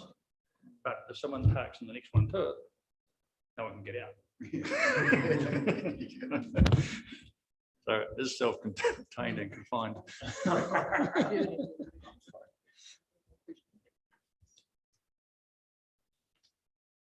Can I just go back to Mr. Gilmore with respect to the conversation with the Motorhomes Association in the preparation of the urban limiting parking in the urban areas? Can you just reiterate what that might have been, that conversation? Through the chair, so conversations were held with the Motor Caravan Association through between myself and James Imlock. We discussed so through the 4 reports that came to council over the last 18 months. I've been in conversation. James read all those reports. Opposition to the urban area prohibition emerged just before the September report to adopt for consultation. After the report had been published. Prior to that, it had not been raised as an issue, and it was raised from that point onwards, and so on. So we're now, this is the opportunity for them to voice that opposition. Prior to that, it had not been highlighted as an issue for the Motor Caravan Association. And because of the interest and by submitters in the room, and you might not be able to absolutely give an arbitrary answer. If there is a wish on behalf of the panel, when we consider it, to seek to have more urban parking, can you describe what that process will be? Will that need to be reconsulted on? I'll need to confer with legal to be sure, but as I understand, through this process here, we will be able to consider expansions within line of what we've consulted on. So yes, rather than a new location. If you've got brand new areas, brand new consultation. Can I ask you to just respond to that maybe when we have the right to reply at the end of the process today, just so we can be clear, because that might be something that we need to do some further work on. Sure. Thank you. Apart from, just back to Mr. Keith on behalf of Motorhomes Association, because we have had a long and various conversations. Can you just expand? You've said that a lot of provincial areas actively encourage motorhomes. Is it primarily through the provision of more accessible parking, or can you just enlighten us? What else? Yeah, well, just use example of Kawerau. I don't know why we went and stayed there, but so pleased we did. But they actually had an area where set aside for motorhomes. It was actually quite one of them. Not far from town, walking distance of the town, and it's got the right size parks and everything's tickety-boo, about 8 or 9 parks there, so you go to there. Wanganui has, if you imagine that parking area next to the netball courts, they've got a huge area like that, and they got a dump station and make that available, and there's no restrictions which parks you park in. Are those both sealed areas or grassed areas? Sealed. Both sealed. Thank you. Thank you. I thank you very much for this, which is really clear. Is there anything else you wish to say? No.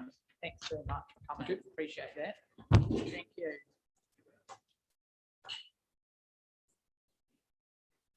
Thanks, Mr. Stu Bear. I think you're in the room. Thank you very much. Good morning. Morena to you all. Submission number 265. Thanks for the opportunity to come and speak. And I won't keep too much of your time. I only want to talk about the Loisel's camping ground. And just sort of on behalf of quite a few of the regular campers up there, want to know why you're cutting off a section of the campground and make it a no camping area. I mean, really, it's only busy for 2 weeks of the year generally, and this year the campground wasn't full at all. And to take away that area, that's possibly one of the best campsites that there is on the site. I camped there myself for 20 years and was lucky enough to purchase a property up there, so I don't need the camp anymore, but I'm still a camper at heart and want to know who's going to police this, because you can guarantee that if the area is empty, people are just going to come in and camp there. I'll invite council officers to speak to that in a moment. And I understand that it's for parking, but in years gone past, they used to mow the side of the road and there was plenty of parking all the way up, right past the houses. That's all I've got to say, really. Thank you. And I'll go to Mr. Gilmore. Would you like to speak to that, please? Through the chair. Through the chair, that area has been petitioned off under the draft bylaw for the purposes as described by Mr. Blair. So provide parking for day trippers, also a turnaround area for large vehicles. We've had lots of complaints about large vehicles being unable to negotiate a 50-point turn. One of our other submitters also highlighted the need for a quick egress through the area in the case of a tsunami warning. So large vehicles need that room to maneuver. And discussions with our camping enforcement officers is that area there can be delineated through, we use spraying at other sites to spray off a boundary sign, put up some signage, and our enforcement officers would visit that site fairly regularly. It's one of our busiest areas. A large portion of the area delineated on the mapping on page 34. So it is prohibited area E at Waihau Bay. A large portion of that is under tree and covers the toilets that are in place and the riverbed. So in terms of lost area for tents, it is quite minimal. Thank you. Just while we look at that, the use of the terminology in here, Waihau Bay, has caused some confusion for Councillor Foster, who wrote the article around Waihau Beach. And so we need to be clear about whether we're talking about Waihau Bay or Waihau Beach, and that tends to be known as Waihau Beach, stroke Loisels, but that's where Mr. Foster picked up Waihau Bay, which has subsequently been picked up by the Gisborne Herald and pointed it as an error. So we just need to make sure we use the correct terminology, because when you're writing a report, we're writing it from the papers, and that's where that came from. Thank you. So do you understand that explanation? I understand the explanation. I just don't see the theory behind it myself. But I don't think you were in the room right at the very beginning, but we did have a submitter who did speak about the importance of safe exit should there be a tsunami warning at a time of the year, and also the day trip issue. But I hear what you said with regard to mowing the sides of the road, which provided parking.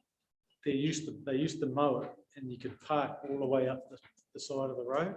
And I mean, for the sake of 2 weeks a year, when it's just Christmas and New Year, when the campground's full, the rest of the time there's plenty of room.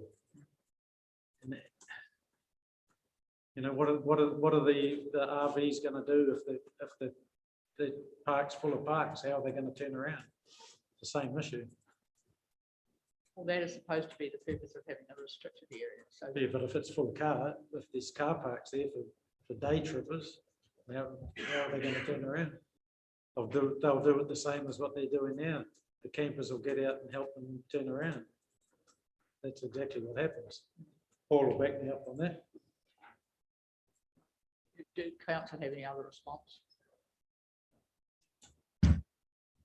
Day trip, if there is a large vehicle having difficulty turning around, as we have reasonable a number of complaints every year about, if there are cars parked in that space, something can be done. If there are tents set up intending on staying there for a long period of time, nothing can be done. So making some effort to improve egress from the area was identified to be beneficial through our process. Thank you. Appreciate it. Thank you very much. Thanks for coming. Appreciate it. Mr. Rex Stewart, and I believe you're in the room, and the submission is 296. Thank you, Mr. Stewart.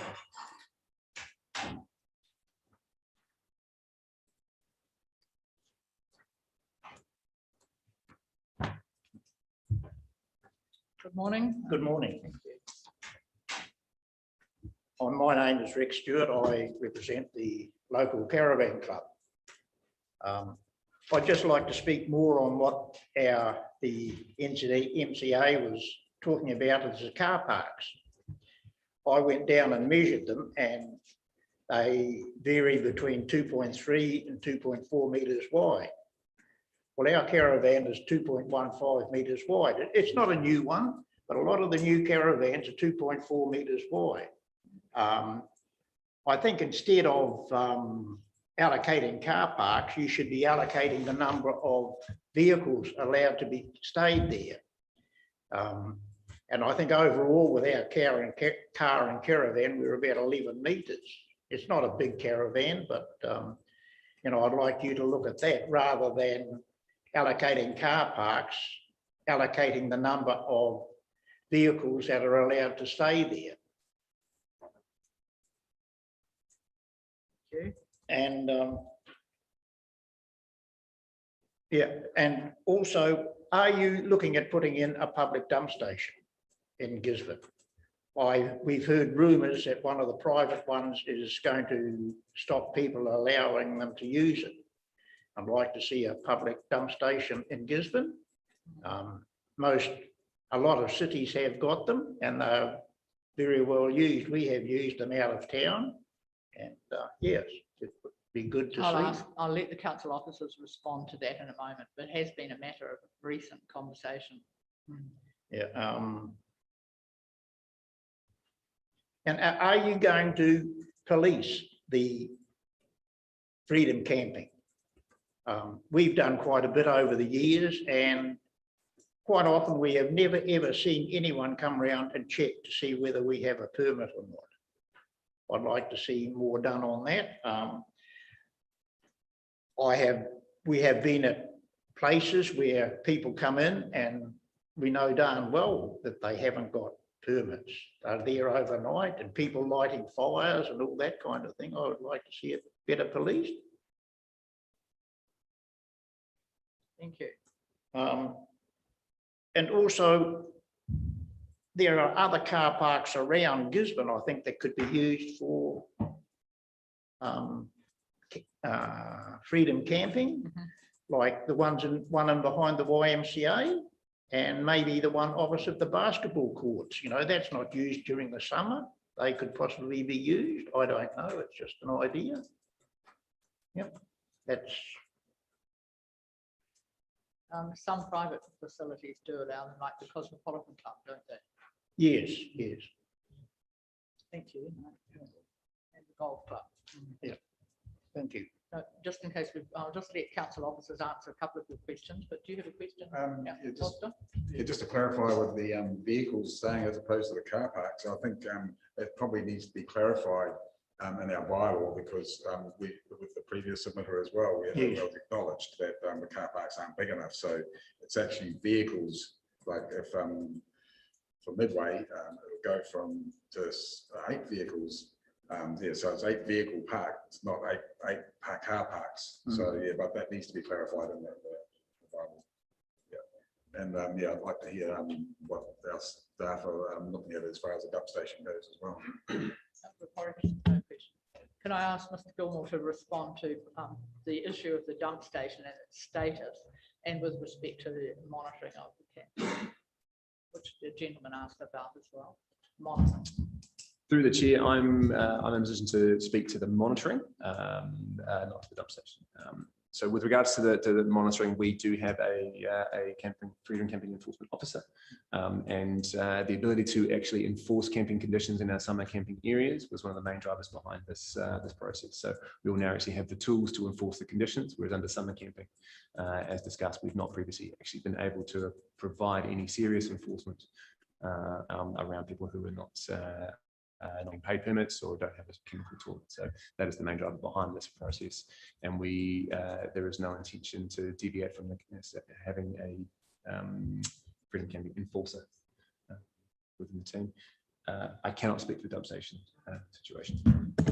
Thank you. Ms. Noble will speak to the dump station. Through you, Madam Chair, I've just had a brief update from Mr. Wilson, because it sits in the lifelines part of the council. I do recall this was raised through the long-term plan submissions and hearings as well. So it's my understanding that the agreement was that council would help the New Zealand Motor Caravan Association find a site, and some considerable time and effort was put into doing so. But then the obligation to pay to put in that sat with the association. There was no agreement for council to pay to put in that that dump site. So that's where it stands at the moment, and there's no money in the long-term plan for council to put in another public site. I can follow up and find out more information if required. We can bring it back. Mm. But when you said another public Or site, a public yeah, site. we don't in have one town. at the I moment. believe we have some up the coast. Only in the seasonal, Yeah. only Yeah. when the camping season is important. That's right. Is there someone, do you wish to respond, either council officers? No? No. I'll follow up with Mr. Wilson and see if I can get any more information before the And- close of the hearing. Oh, before the end of it today. Thank you. Thank you, Sue. I knew we had a conversation, and the Motorhomes Association have put quite a bit of money into the process to date, but I think it's. A lot of generally- the public dump stations round in cities are near where their pumping station is, where it's handy for the effluent to go straight into the dump stations or something like that. Right. Thank you. We can keep a note of that.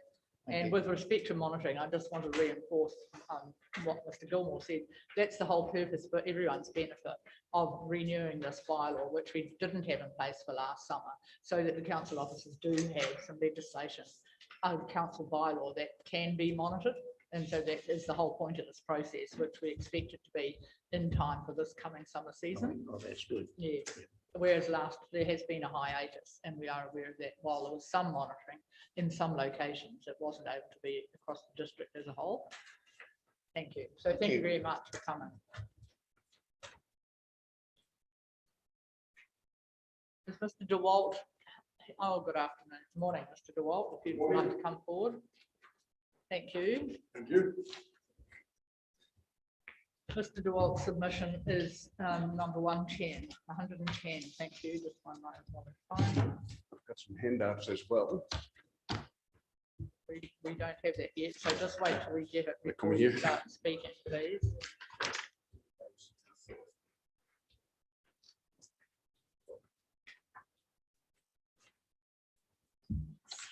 you. Yep.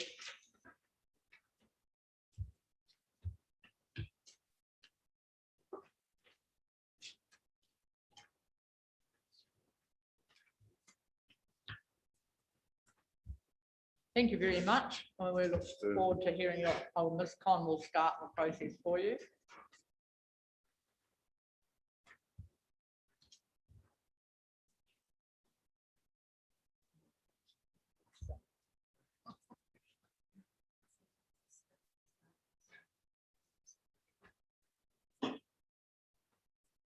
There we go. The presentation is up. Thank There we you. go. Yep. First of all, thank you for the opportunity to have this corridor at the council. My presentation is very passionate. Thank you. Background. The survey, my perception was the survey was skewed. The survey consisted of leading questions and no real opportunity for input. Because in my submission, I actually suggested that we should use the car park next to the council building again for freedom camping. It was there and it went away. The other thing I noticed was a very low response rate to the actual survey. My next question is, where is the social impact research data? Who is impacted by these changes and how? Are the changes measured over time? How long? Again, who can afford a self-contained vehicle? If we want to only want to have self-contained vehicles. Where's the environmental research data? What was the baseline? Because we keep talking about, oh yeah, people lighting fires and rubbish, but how much? And what are we aiming for? 0? Not achievable. With this new proposed freedom camping law, bylaw, what is the council trying to achieve? What is the long-term impact? A bit more background.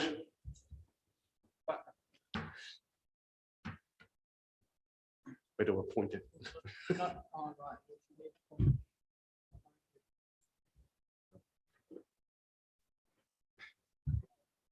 Ms. Con, can you help us out, please?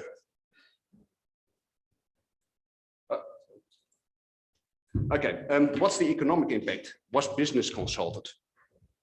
Local industry research shows a reliance on itinerant or seasonal workers, often skilled living in vehicles.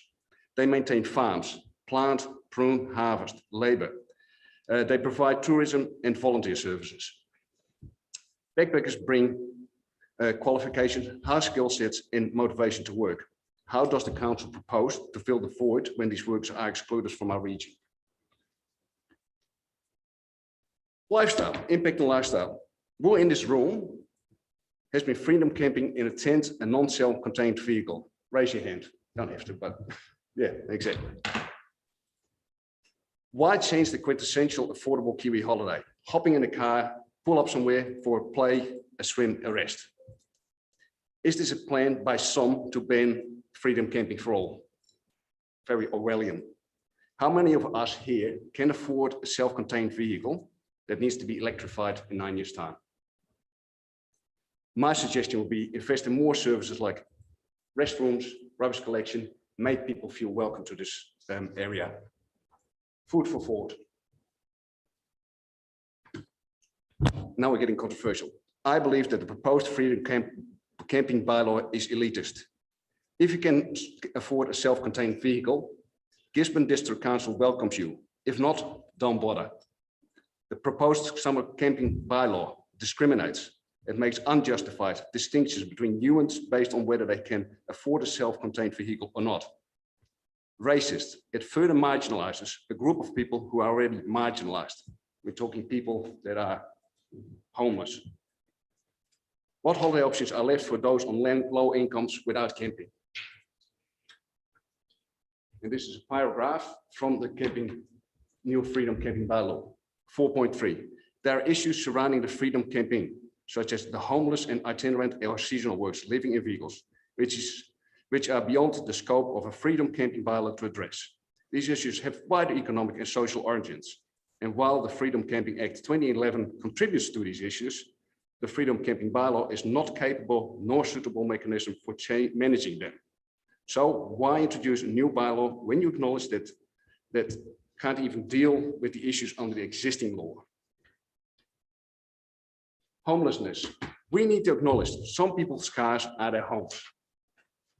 This bylaw makes their stay unlawful, black and white. Will GDC fine, prosecute and pursue them through the courts if they're unable to pay, comply? I believe the council has an obligation under the United Nations Human Rights Act, and there's many articles, but the one that stands out, Article 12. No one shall be subject to arbitrary interference with his privacy, family, home, or correspondence, nor attacks upon his honor or reputation. Everyone has the right to protection of the law against such interference or attacks. Homelessness. How does Gisborne District Council makes the distinction between or identify people living in cars and traveling in a non-self-contained vehicle? Apparently, enforcement officers know everyone. Seriously, this is taken from page 18 of the documentation. What happens if someone new shows up? Is this how Gisborne District Council proposes to identify homeless people?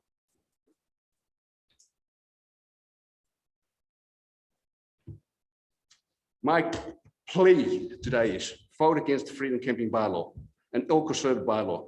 Protect our Kiwi holidays, the dignity and mana of our homeless people. Support local industries and organizations.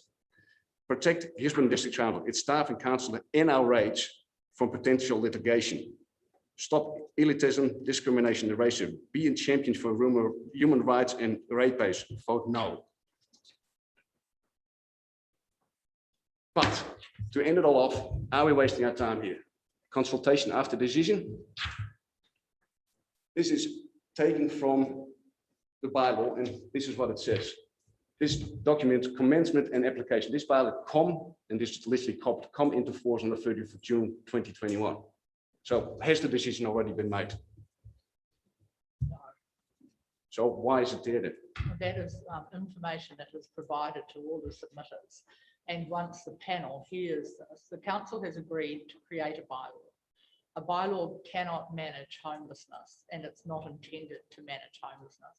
And there is some script in the documentation, but that is information for the public. If it is supported, it will go before council on the 30th.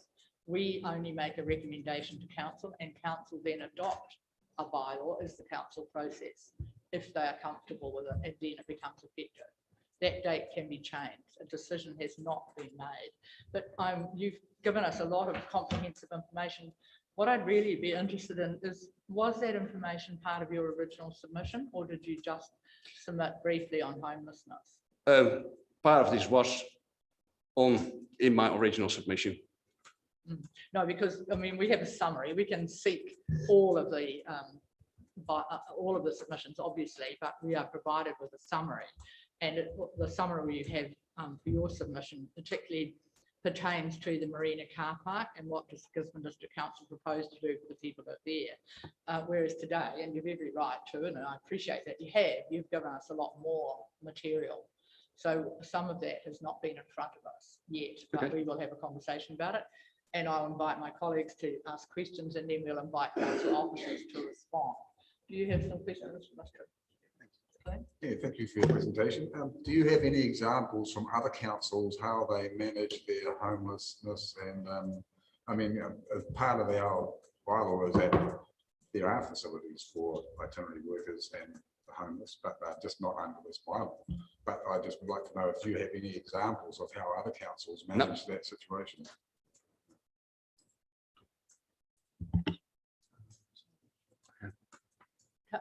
I'll just give council officers the opportunity maybe to respond to the matters that are new, or I'm more than happy to leave that till we wrap up at the end if you would like to give some more thought. But maybe straight up, you can probably expand on the issue that this bylaw is not around managing homelessness.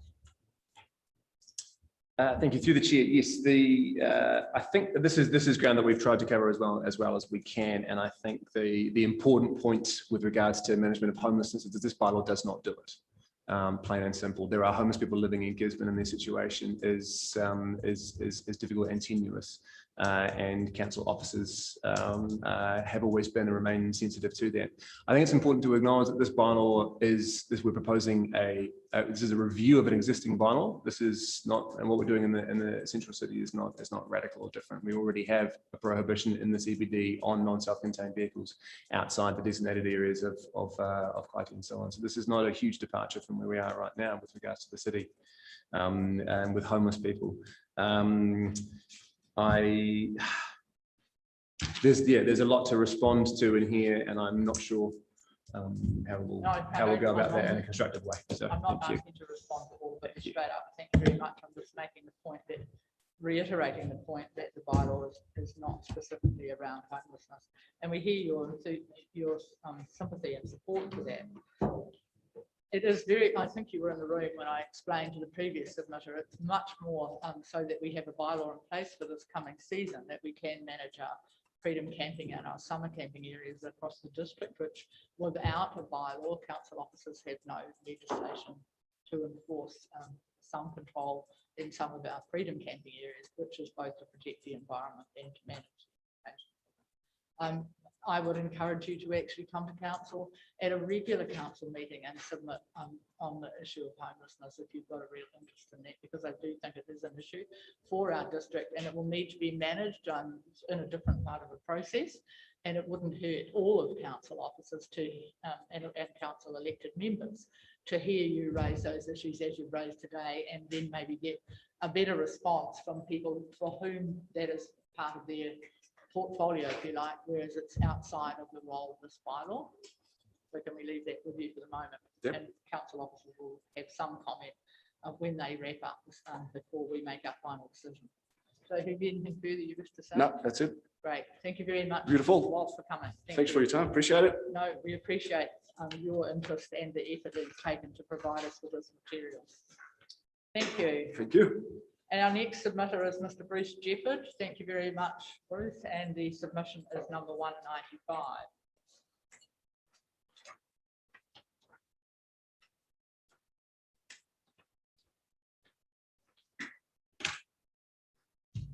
Kia ora tātou.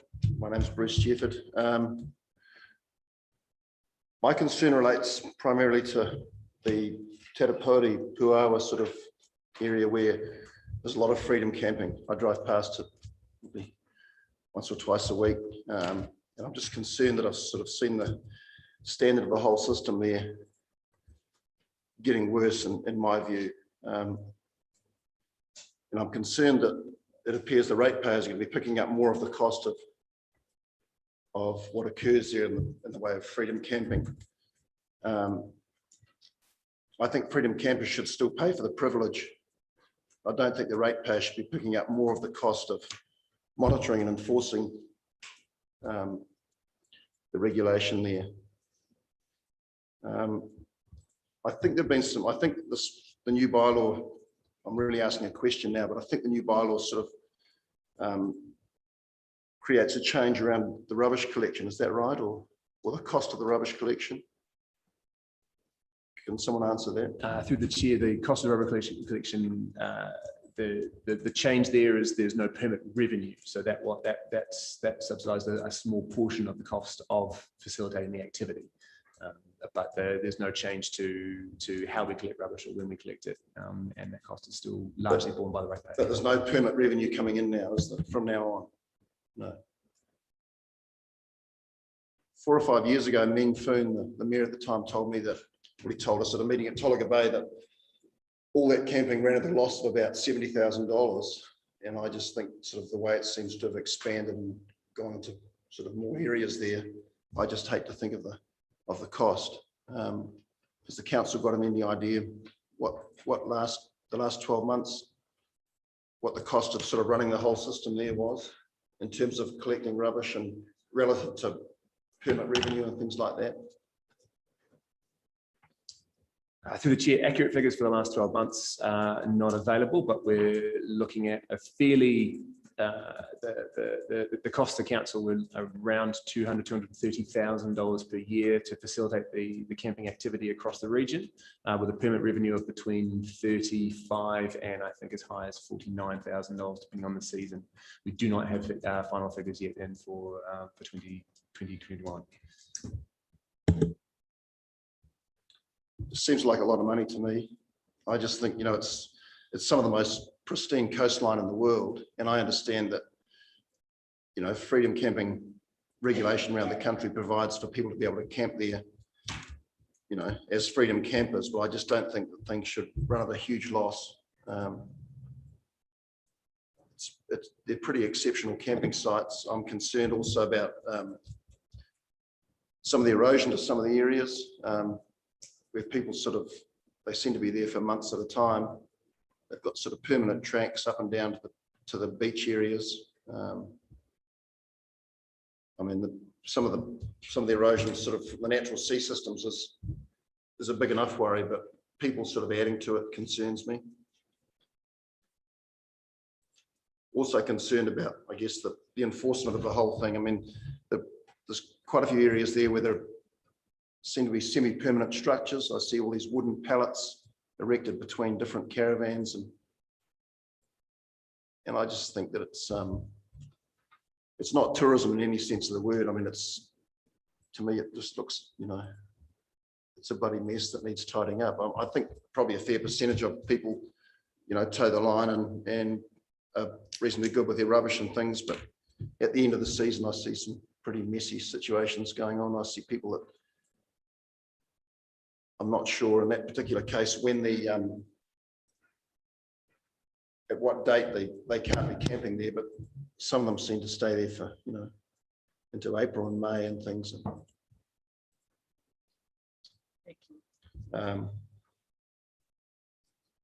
Yeah, I can quite understand there's a big cost. If it was the figures you gave me are probably pretty much in line where I thought they might be if it was $70,000 4 or 5 years ago. And I'm not sure if that was specific to that area or not, but I guess my main point is that I think they should be paying for the privilege, and I don't think it should be running at a loss where the ratepayers are quietly told to, pick it up. I mean, how would a headline look in the Gisborne Herald that said, freedom camping costs ratepayers $150,000 a year or whatever it might be. Our rates are going up for, they've got to go up. There's inflationary pressure and there's, it's a tough deal running a council, but I just think this is an example of something where those people have got a pretty exceptional camping area there. They could be contributing to more of the cost. Thank you very much. Just a moment in case there's any questions. Thank you. And you are saying that you're concerned about the erosion and degradation of the beach? That's another aspect, yeah. I think just better policing around, some of those sensitive areas, or you remove some of those sensitive areas. Better enforcement, and I'm concerned about the cost. Thank you very much. Do you have a question? Thanks very much. Yes, coming in. Thank you. Next is Sarah Williams. I think I see Sarah there. Thank you very much. And the submission of Ms. Williams is number 293. Thank you. One moment to relocate it.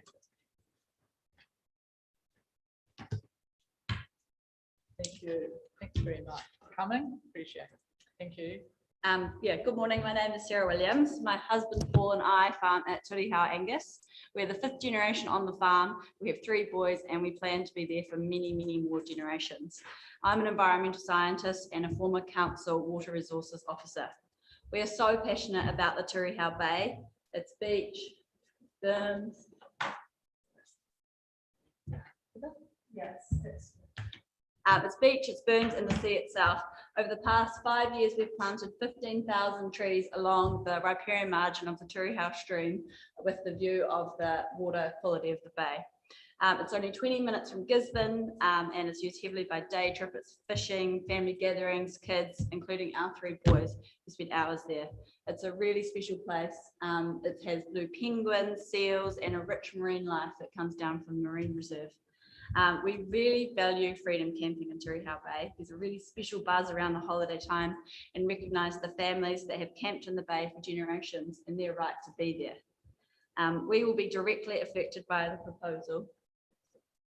You can see on our property exits are in blue and our houses are in red. There's motorbikes, stock trucks, all sorts using our driveways. And at Turihau North, we own the property 831 in red and directly beside the Turihau North spots. We wish the summer camping season to remain from Boxing Day at the end of January for Turihau South and strongly oppose it being extended from October to April for the following reasons.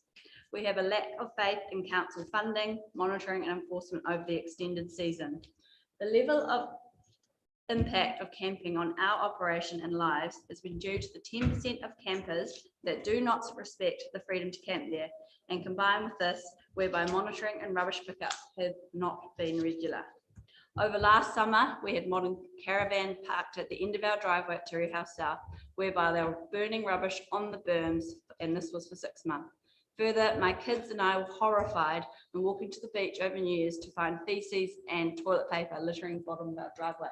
This picture doesn't quite have enough resolution, fortunately, for you all. Semi-permanent structures were present at the majority of the long-term campsites. People were camping north of the bridge in tents, blatantly without toilets and using our laneway as the toilet. The huge piles of rubbish and non-council bags that accumulate beside the Turihau toilets are a disgrace to this beautiful spot, which is a frequent toilet stop for tourists travelling through the area. We have little faith in the council's ability to monitor and enforce the freedom camping bylaws proposed, and would like more information about the structure about how these will be enforced. We do not have a problem whether campers turn up the tent or caravan, as long as they bring their own chemical toilet that is monitored by council. I'm also concerned the bylaw has overlooked the value of freedom camping to local Gisborneites that love the bay and have holidayed there for years on a budget. We pay $100 a night for our family to camp in campsites around New Zealand and do not see why a more structured permit system could be used to the GDC's financial advantage. The second point is road safety. Once logging trucks resume their operations end of January, the camping margin along Turihau South, both sides of the river, in combination with our numerous driveways along the stretch of road, is a road safety issue. It's hairy at the best of times to enter our driveways, especially with the curved Turihau Bridge and corner. The placement of a longer 28-day campsites along these stretches when the logging truck volumes increase is a road safety hazard. Further, the risk of a car being run off the road is real with the small margins between the road and the campsites. And last but not least, the large berm adjacent to the toilets and just north of the bridge is most weekends throughout the year packed with cars, families with gazebos and surfcasters that visit the bay for the day from Gisborne.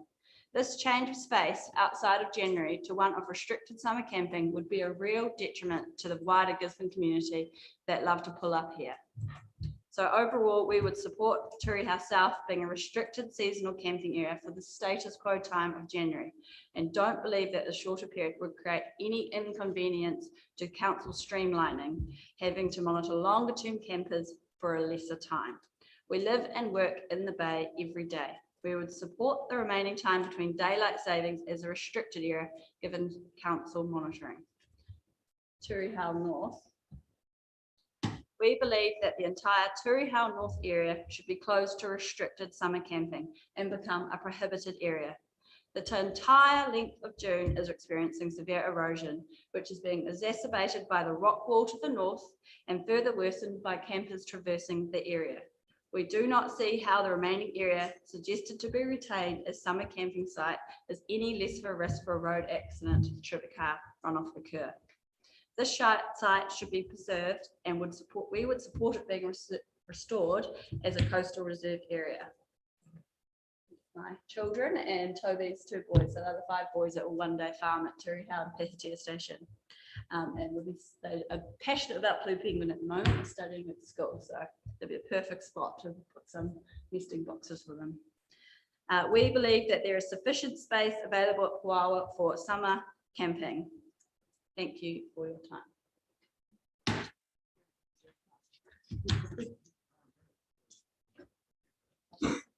Are you able to leave a copy of your written submission? I am. Thank you very much. Councillor Corrigan, have you any questions? No. Thank you. Thank you very much for a very clear submission. Thank you.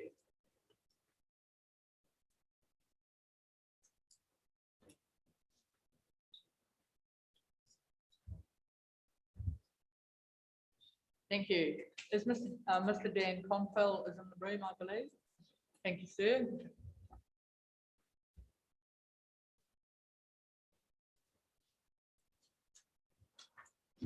Sir. This submission is number 68. One moment while we find 68.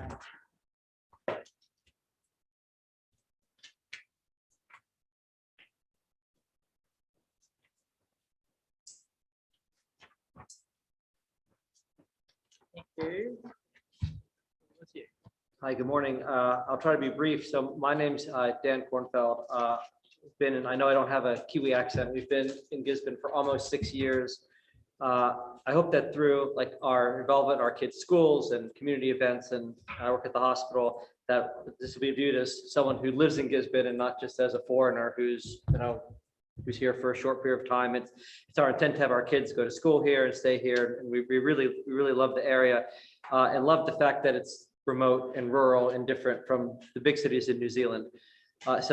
Freedom camping and summer camping is not an American tradition, so I'm a bit foreign to it. And while at some levels I don't quite understand that, I do know that for New Zealanders, it's a tradition way of vacationing and it's a way to get out and see the country. And in that light, I recognize its reason to be here, and I understand why the council and the city want to find a way to do it, manage it properly. What I'm against is camping in neighborhoods and in certain areas in the central business district, on the mindset that these are places where you go to vacation. So I was very happy to see in the most recent PDF that came out that there are some places where you decided not to do the camping anymore, one of those being Pines. And my objection to that was that that campsite is probably 50 meters from my kids wait for the school bus. It's where they go running in the morning when they run on the Dunes Trail. And just the thought of having them run past strange campers, different ones every morning, and there's no view from the road, actually kind of made me uncomfortable. But I don't want to make it sound like I'm just saying I don't want this in the place where I am. I had similar concerns for like the places in Kaiti Beach, because I know Kaiti sounds like it's not in a neighborhood, but there's a neighborhood there. There's houses on the hill. And I can't speak for what that community wants or doesn't want, but I'm also concerned about having the freedom camping in other areas where they're neighborhoods. Regards to being like in the city. So one of the things we like about Gisborne is it's not Auckland and Wellington, right? It's laid back, but it is nice to have a couple of nice restaurants, and it is nice to have a theater to go to. And every now and then it's nice to dress up nice and have a nice evening on the town. And it's kind of a real like buzzkill when you go to a show at the Warmore Theater dressed to the fines, and there's two tourists getting out of a juicy van in their underwear, putting their scrambled eggs onto the ground. And it sounds a little snooty, and maybe perhaps it is, but I can say that we've had some physicians that we're trying to hire at the hospital, and it's very difficult to recruit to the hospital. And we actually found people who wanted to come work for us and live here. And we went out to dinner at the marina. And afterwards, we came out and there were people camping in the parking lot, and they were kind of taking it back and says, well, why are these people here? They were like, is there a homeless problem in the town? Are these people that don't have a house? Like, no, this is a place where you're allowed to come and camp for a couple of days. And that actually turned them off from coming to Gisborne. So if you step back and say, what do you want in your downtown areas? I mean, do you want to have people camping right in front of your nice restaurants, in front of your nice theater? It's kind of a bad look, I think.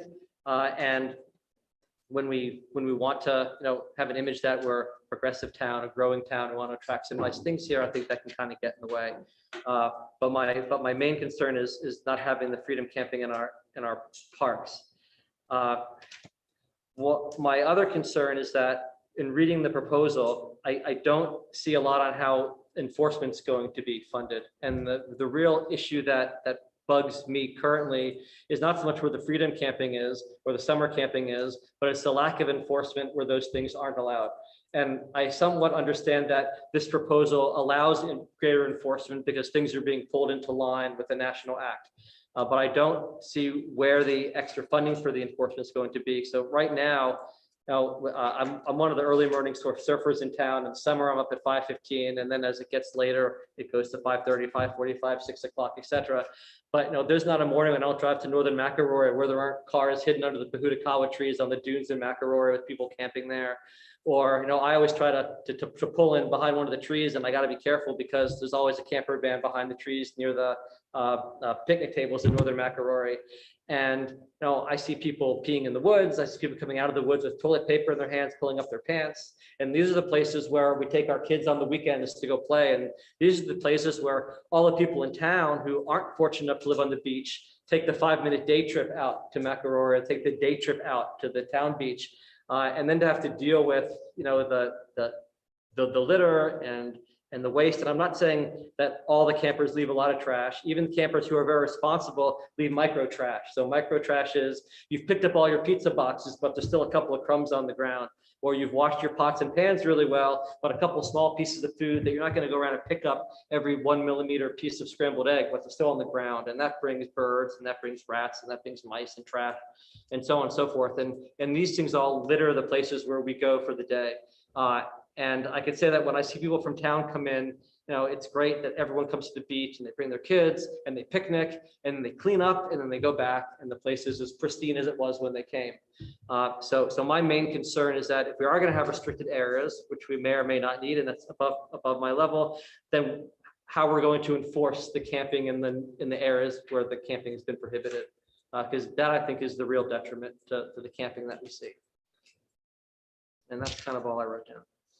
Thank you very much. No, thank you I for really listening. appreciate it. I Please appreciate stay for a moment. Appreciate it. Any questions? No. Thank you. I will ask Council Officer to expand on the enforcement because that is important to a number of people. So can I ask Mr. Gilmore to expand on how we are intending to do better with enforcement once this bylaw, in whatever form it takes, because I have noticed that it's not cut and dried to the gentleman who felt it might be done and dusted already. Whatever form it takes, what will the enforcement look like? Yes, through the chair. So enforcement for this bylaw, the main purpose of this bylaw is to give us some enforcement capability in the summer camping areas. We cannot enforce what happens in those areas right now. And so under the Freedom Camping Act, we will be able to actually enforce. So enforcement improves there dramatically. With regards to enforcement funding, currently council pays for an enforcement officer. That is part funded by the Ministry of Business and MB. We are hopeful that that funding will continue, but if it will not, there has been discussions that that position will it'll be very important that position is retained. So the ability to correctly enforce camping in the region is the major driver behind this change. So yes, there's been enforcement gaps in the past. We're expecting those to close through providing correct legislative muscle to our enforcement officers. With regards to enforcement funding, we Thank you. So thank you very much for coming.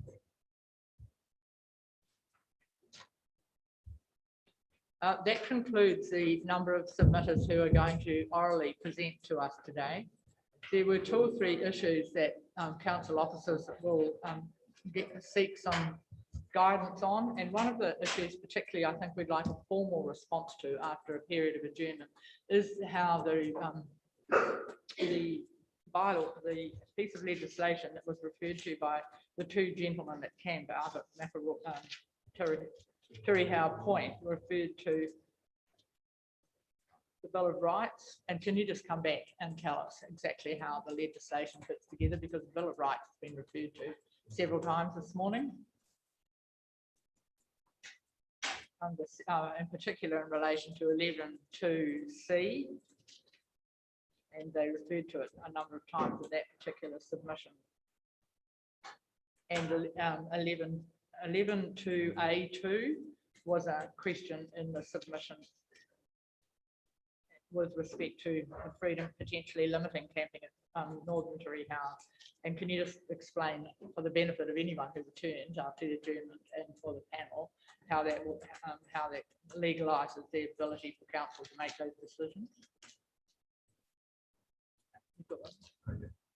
I'd also like a clarification of what's classified as a structure, because that's going to be very contentious for the enforcement officers, what they can, what is determined by a structure in our summer camping areas. And can you respond to the suggestion made by a couple of submitters with regard to the size of vehicles and whether or not we can have a conversation that says 8 vehicles rather than 8 car parks, and how that might be managed within the enforcement?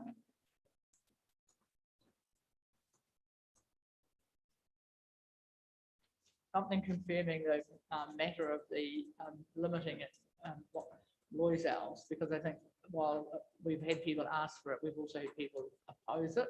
So just a statement around the intent around the limiting of that, the actual exclusion of that one area by the toilet, that Waihau Beach, Turihau. Thank you.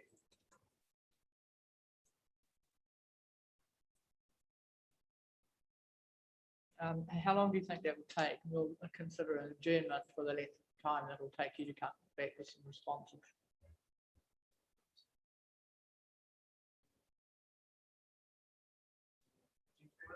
Sure. And the matter of the dump station, Ms. Noble was going to get some further. It's not technically part of this hearing, but I know that it is related. So we'll give it the benefit of the doubt and give us some feedback on that.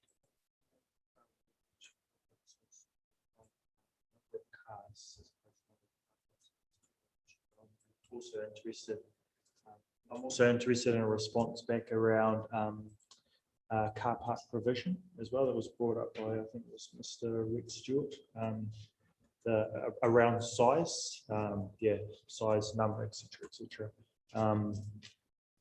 Because I think that the size, number, and the clear delineation of those car parks would be also sensible for our community to give a clear steer in regards to what we're expecting in those areas too, even though that we trust our council officers to be able to use their best discretion, also being able to communicate those things. So it'd be great if we also had some of that come back as well too, please. Thank you. And maybe an affirming note with respect to the homelessness, because that is not part of this review. Thank you very much. And maybe if you can have till 10 to 12. Thank you very much. The meeting will be adjourned till 10 to 12. If anyone wishes to hear the feedback that council officers bring to the hearing, we'll reconvene, I beg your pardon, at 10 to 12. Thank you.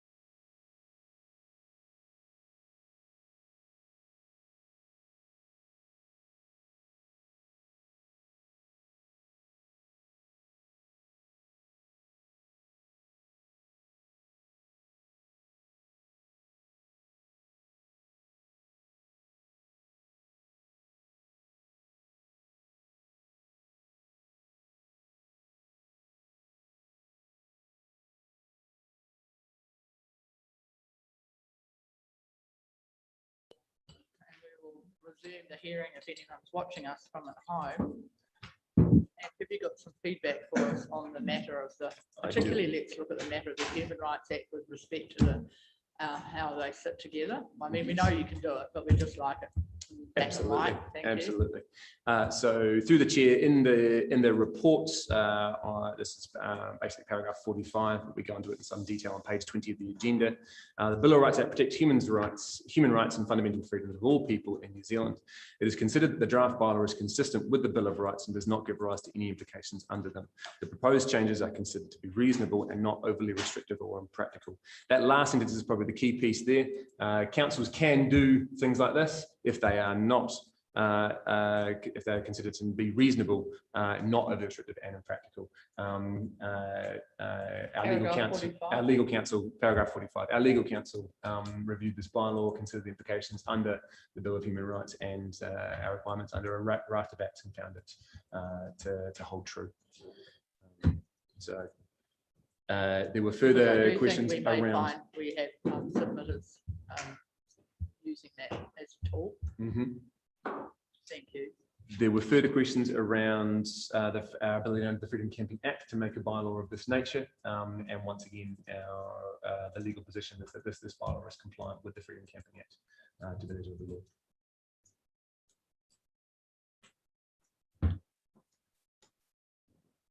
Your next question was in regards to semi-permanent structures. Yes. If you have no further questions on the Human Rights Act. Thank you. Yes. All right. So with regards to semi-permanent structures, obviously there is, so under law, there is no definition of a semi-permanent structure. That was our first place we turned to. That doesn't exist under the building code or anything and so on. And the wide variety of semi-permanent structures we're confronted with on the beach any given year made it impossible for us to define something in writing that would capture all of them. So we decided to take the approach. So a semi-permanent structure means any, I'm sorry, and I'm in the bylaw, I'm in the definitions section of the bylaw here with regards to the agenda. That is, to the number at the page. we're 27, page 27 of the agenda. And that is 5.2 is the definitions. So semi-permanent structure means any structure not qualifying as a tent, self-contained vehicle or motor vehicle as determined by a council enforcement officer. We do have to give that attitude to our enforcement officers in order for them to address all various manifestations of semi-permanent structures. We do need that attitude. So in a situation when Councillor Florida was having first turn. Thank you very much, Madam Chair. Just in regards to semi-permanent structures, when we think about that we're requesting of our whānau who are going to Freedom Camp, they're requesting them to have chemical toilets, and some of those chemical toilets sometimes are also inside structures, but that's not defined in here under semi-permanent structures. Are we looking at widening this? You're saying that you're looking at widening the scope of the definition of semi-permanent structures, or that those structures? What kind of structures are you talking about? Sorry? What sort of structures are you referring to? Sometimes there'll be structures that will be that people will have their chemical toilets in out there. So you're saying Toilet tent. A toilet tent is a tent, and so it's permitted under this. What would be excluded is the erection of a solid fixed wall non-tent structure to house your chemical toilet, a shed, for example. And we've seen sheds built on Puawa and so on. We had a shipping container on top a couple of seasons ago, for example. These are not tents, they're not vehicles, not caravans, and therefore under the guides would not be permitted. Also portaloos will also not be permitted as well, but I think would also technically. Some people definitely do. We have had portaloos.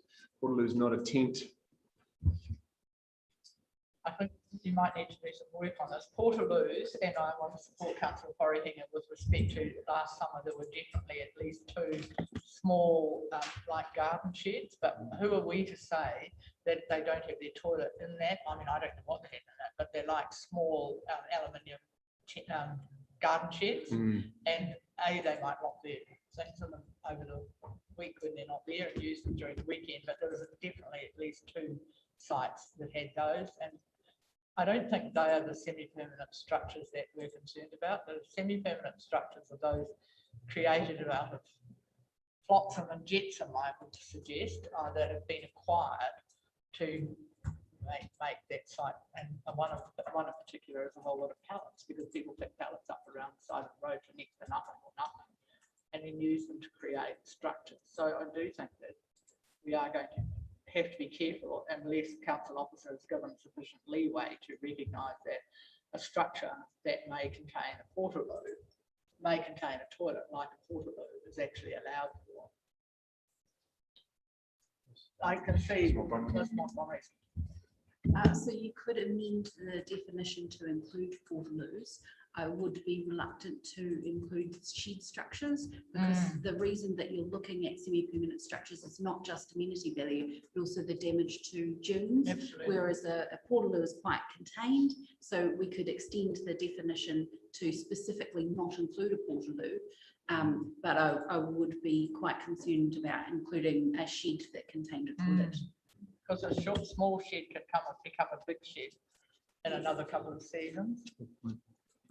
Also, just in regards to the semi-permanent structure part of the bylaw, I do note that what's been quite common practice down there is the erection of windbreaker kind of structures. Does that also mean that those would be excluded under this as well? Through the chair, yes, indeed. Those windbreaker structures are possibly some of the worst. They usually involve quite substantial posts being driven quite far into the dune, and they probably do some of the most significant damage. They penetrate the vegetative layer, create a large hole, which wind can then, once it's removed later on, can get into, expand that hole out, and just contribute further to dune destabilization. So yeah, we really would need to be quite firm about prohibiting all semi-permanent structures. Exceptions would need to be, and I concur entirely with Director Montgomery on this.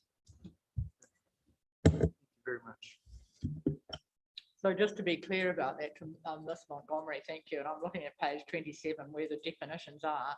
And would we take that to read semi-permanent structure means any structure not qualifying as a tent, self-contained vehicle or motorhome, but does include portaloos, and then goes on to say as determined by a top council enforcement officer.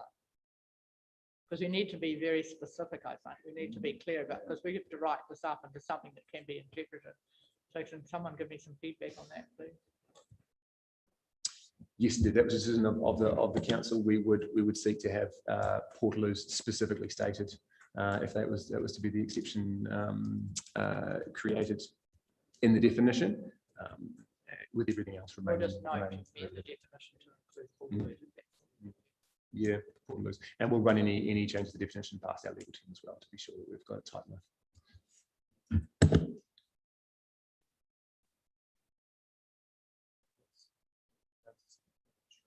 Thank you. Thank you. Back to you, Mr. Gilmore.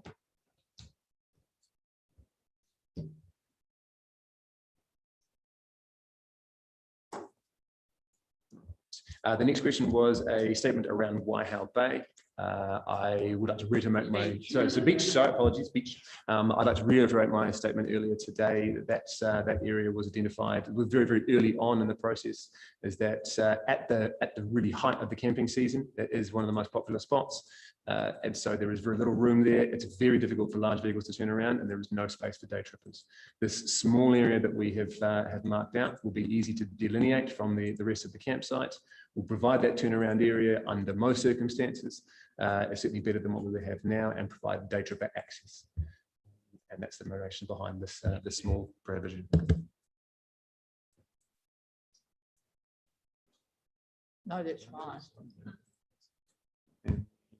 The final question that was raised was within regards to homelessness, which I once again will return to my report. So freedom camping and homelessness. There are issues surrounding freedom camping, such as homeless people or itinerant seasonal workers living in vehicles. These issues have wider economic and social origins and are beyond the scope of the freedom camping bylaw to address. The Freedom Camping Act 2011 does contribute to these issues. However, Council's freedom camping bylaw is neither capable nor suitable mechanism for managing homelessness and and itinerant seasonal workers living in vehicles. Our enforcement officers encounter homeless people every day, and in most cases, they know the people and their vehicles, as they have spoken to them many times before, and report that for the most part, homeless people adhere to freedom camping rules better than other groups. Council officers write very few infringements when dealing with identified homeless people, and only in cases of deliberate, repeated violations of the freedom camping bylaw. So that is page of the agenda. We're on page 8, and that remains our position.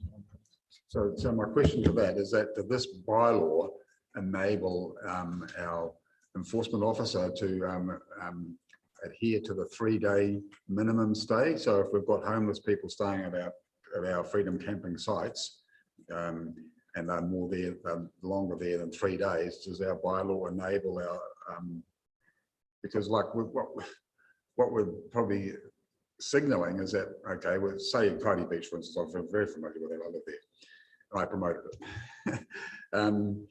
We've got now 12 parks, 12 vehicle sites, right? And next door to that will be itinerant workers and homeless in the other car park. Well, they're there now, and they'll be there. So does this bylaw enable the enforcement officer to go to those and say, you've been here for 3 days, you need to move on? Or is there a leniency, or I mean, yeah, what will be the situation in that? Because it's real, it's happening right now. So yeah, our itinerant workers are probably a little bit different than homeless, but yeah, because yeah, they're a major part of our economic workforce. So how do we address this, or do we need to look at this in a separate issue? Through the chair, absolutely through a separate issue. Thank you for providing that off ramp to the question. Look, this bylaw is about homelessness, and these other issues surround that. You're asking for a high level of specificity about something which, in all honesty, we probably need to stay reasonably vague from an enforcement point of view. Otherwise, we are going to get trapped in various states there. MB raised this during their consultation, the issues around homelessness and the interaction with the Freedom Camping Act and Council's Freedom Camping bylaws. They are considering changes to the Act in this line, although how that will manifest, we don't know. They were not very clear at all in terms of what they're thinking. This is a major problem for us to address, and basically the Freedom Camping bylaw is not the place to address it. And we will contain point 16 on page 8 within our decision to cover that. Yeah. So anything further to add, Stuart Montgomery?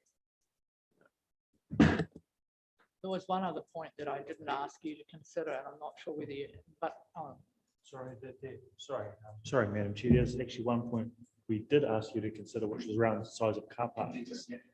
Oh, okay, sorry. no. All right. So with regards to vehicle size, it is definitely possible for us to amend in the areas that we're talking about making freedom camping areas. We can amend the size of those car parks. The suggested line was a car park needs to be 1.5 times its current size to accommodate these larger vehicles. We would seek to confirm that through what other councils have done and get advice from the DMCA.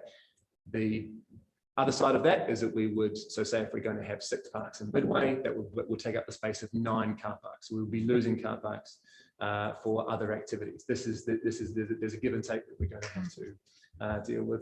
There could be options around mixed approach, so having some larger vehicles, some smaller car parks in those spaces. We would not advise that, or basically take one approach to all of our parking areas.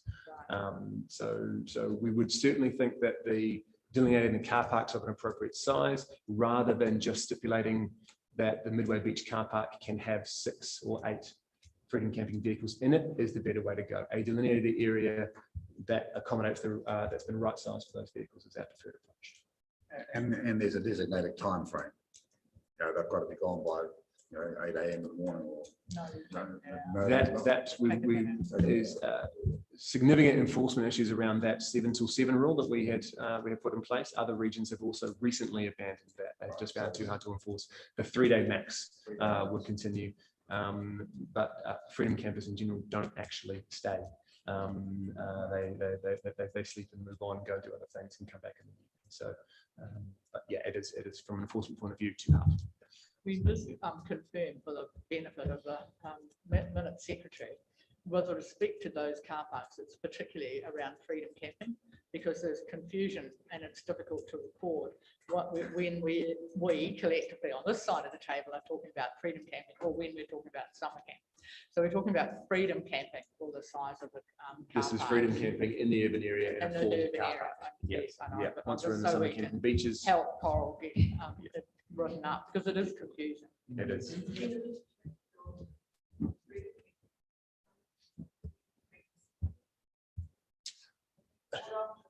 Yeah. Thank Yeah. you. Absolutely. Thank you. There's one further thing that we didn't ask, and this is formally, we didn't ask you to consider, but at least two of those submitters raised the matter of paying for permits and asked us to reconsider paying for a permit, and that the ratepayer should not be the sole funder of the pleasure of people to be able to camp in our beach. But I suspect practice has not meant that people camping there for the whole of the summer paid times every 4 weeks. I suspect they only paid once. So would council officers like to respond, as at least two submitters sought to reintroduce a paid, there's still going to be a permitted system, but they sought to reintroduce a paid permitted system. So through the chair, so this is really one of the core elements of moving to the freedom camping model from the summer camping model. By doing so, we forego the ability to charge and we gain the ability to enforce. We and so understand this is, that. but I'm yes, wanting indeed. you So to tell me why we shouldn't amend it back to we what it was. well, if we would lose the ability to enforce, we cannot charge for freedom camping, and so we cannot utilize those enforcement powers under the Freedom Camping Act if we are charging for camping in these areas. So they're excluded from the Freedom Camping Act when we made them summer camping areas under the Camping Ground Regulations 1985. And so we just simply lose the ability to use the Freedom Camping Act at all in those areas. That's our enforcement issue. So we can't enforce any of our conditions. And we didn't really make that clear for the submitters. It would be good if you make that clear for Alice when she's trying to write the story for the paper, because we didn't, I mean, I do recall that now, and we were in fact only suggesting we were only charging for the collection of rubbish, but we can't even do that now, can we? Under the permitted system. No. So we haven't put in the. Good, Alice, if you speak to one of the council officers afterwards to get that clear, because it is quite important, especially when the ratepayer are paying over 200,000 for the pleasure of others to camp for nothing. Indeed. But it is that point about change in the legislation meant that we couldn't charge. Thank you. Now, hypothetically, if this panel were to recommend that the council looks at further areas, can you just give us some guidance on what that might look like? Without naming any areas, the panel might say, in response to feedback from submitters in the overall bylaw, then council needs to look for one or two other sites in the urban area.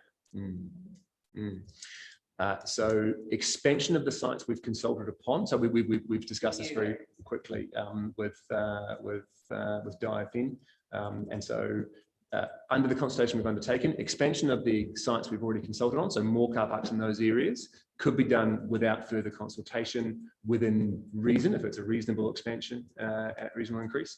To move into new areas would be complex, something we've not consulted on, doing something that was not part of the initial conversation. So further areas in the urban area, above and beyond what we've consulted upon, would require additional consultation. And that's the point I'm making. We might just say that, and it would require another piece of work that might happen if new national legislation would become effective in 2 years' time, or something like that.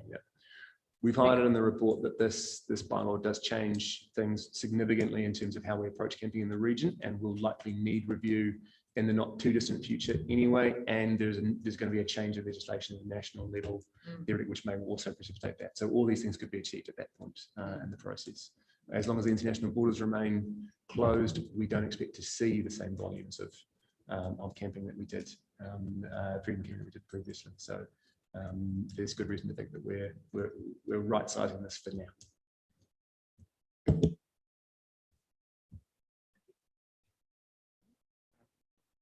going to get a response from about the dump stations. Yeah, through you, Madam Chair. A little bit more detail. So as you may recall, the Motor Caravan Association did request, I think it was about $75,000 through the long-term plan process as a contingency in case they were unsuccessful in securing funding. Council did decide not to put any additional money in the budget because we did have an agreement that we would assist them to find a site and help with consents and consultation. And I understand they did actually obtain the resource consent for a dump site. Not sure, as far as I'm aware, they haven't yet put in an application for funding. I think they were going to look to the Tourism Infrastructure Fund. Current cost, we think it would be about $200,000 for that dump site. So it's not insignificant for council's budgets. So really it's sitting with the Motor Caravan Association to decide where they want to take that consent, where they want to go for funding. There are several dump stations in the region, as we've discussed, but not in the town urban areas. Some are free, some charge. Thank you.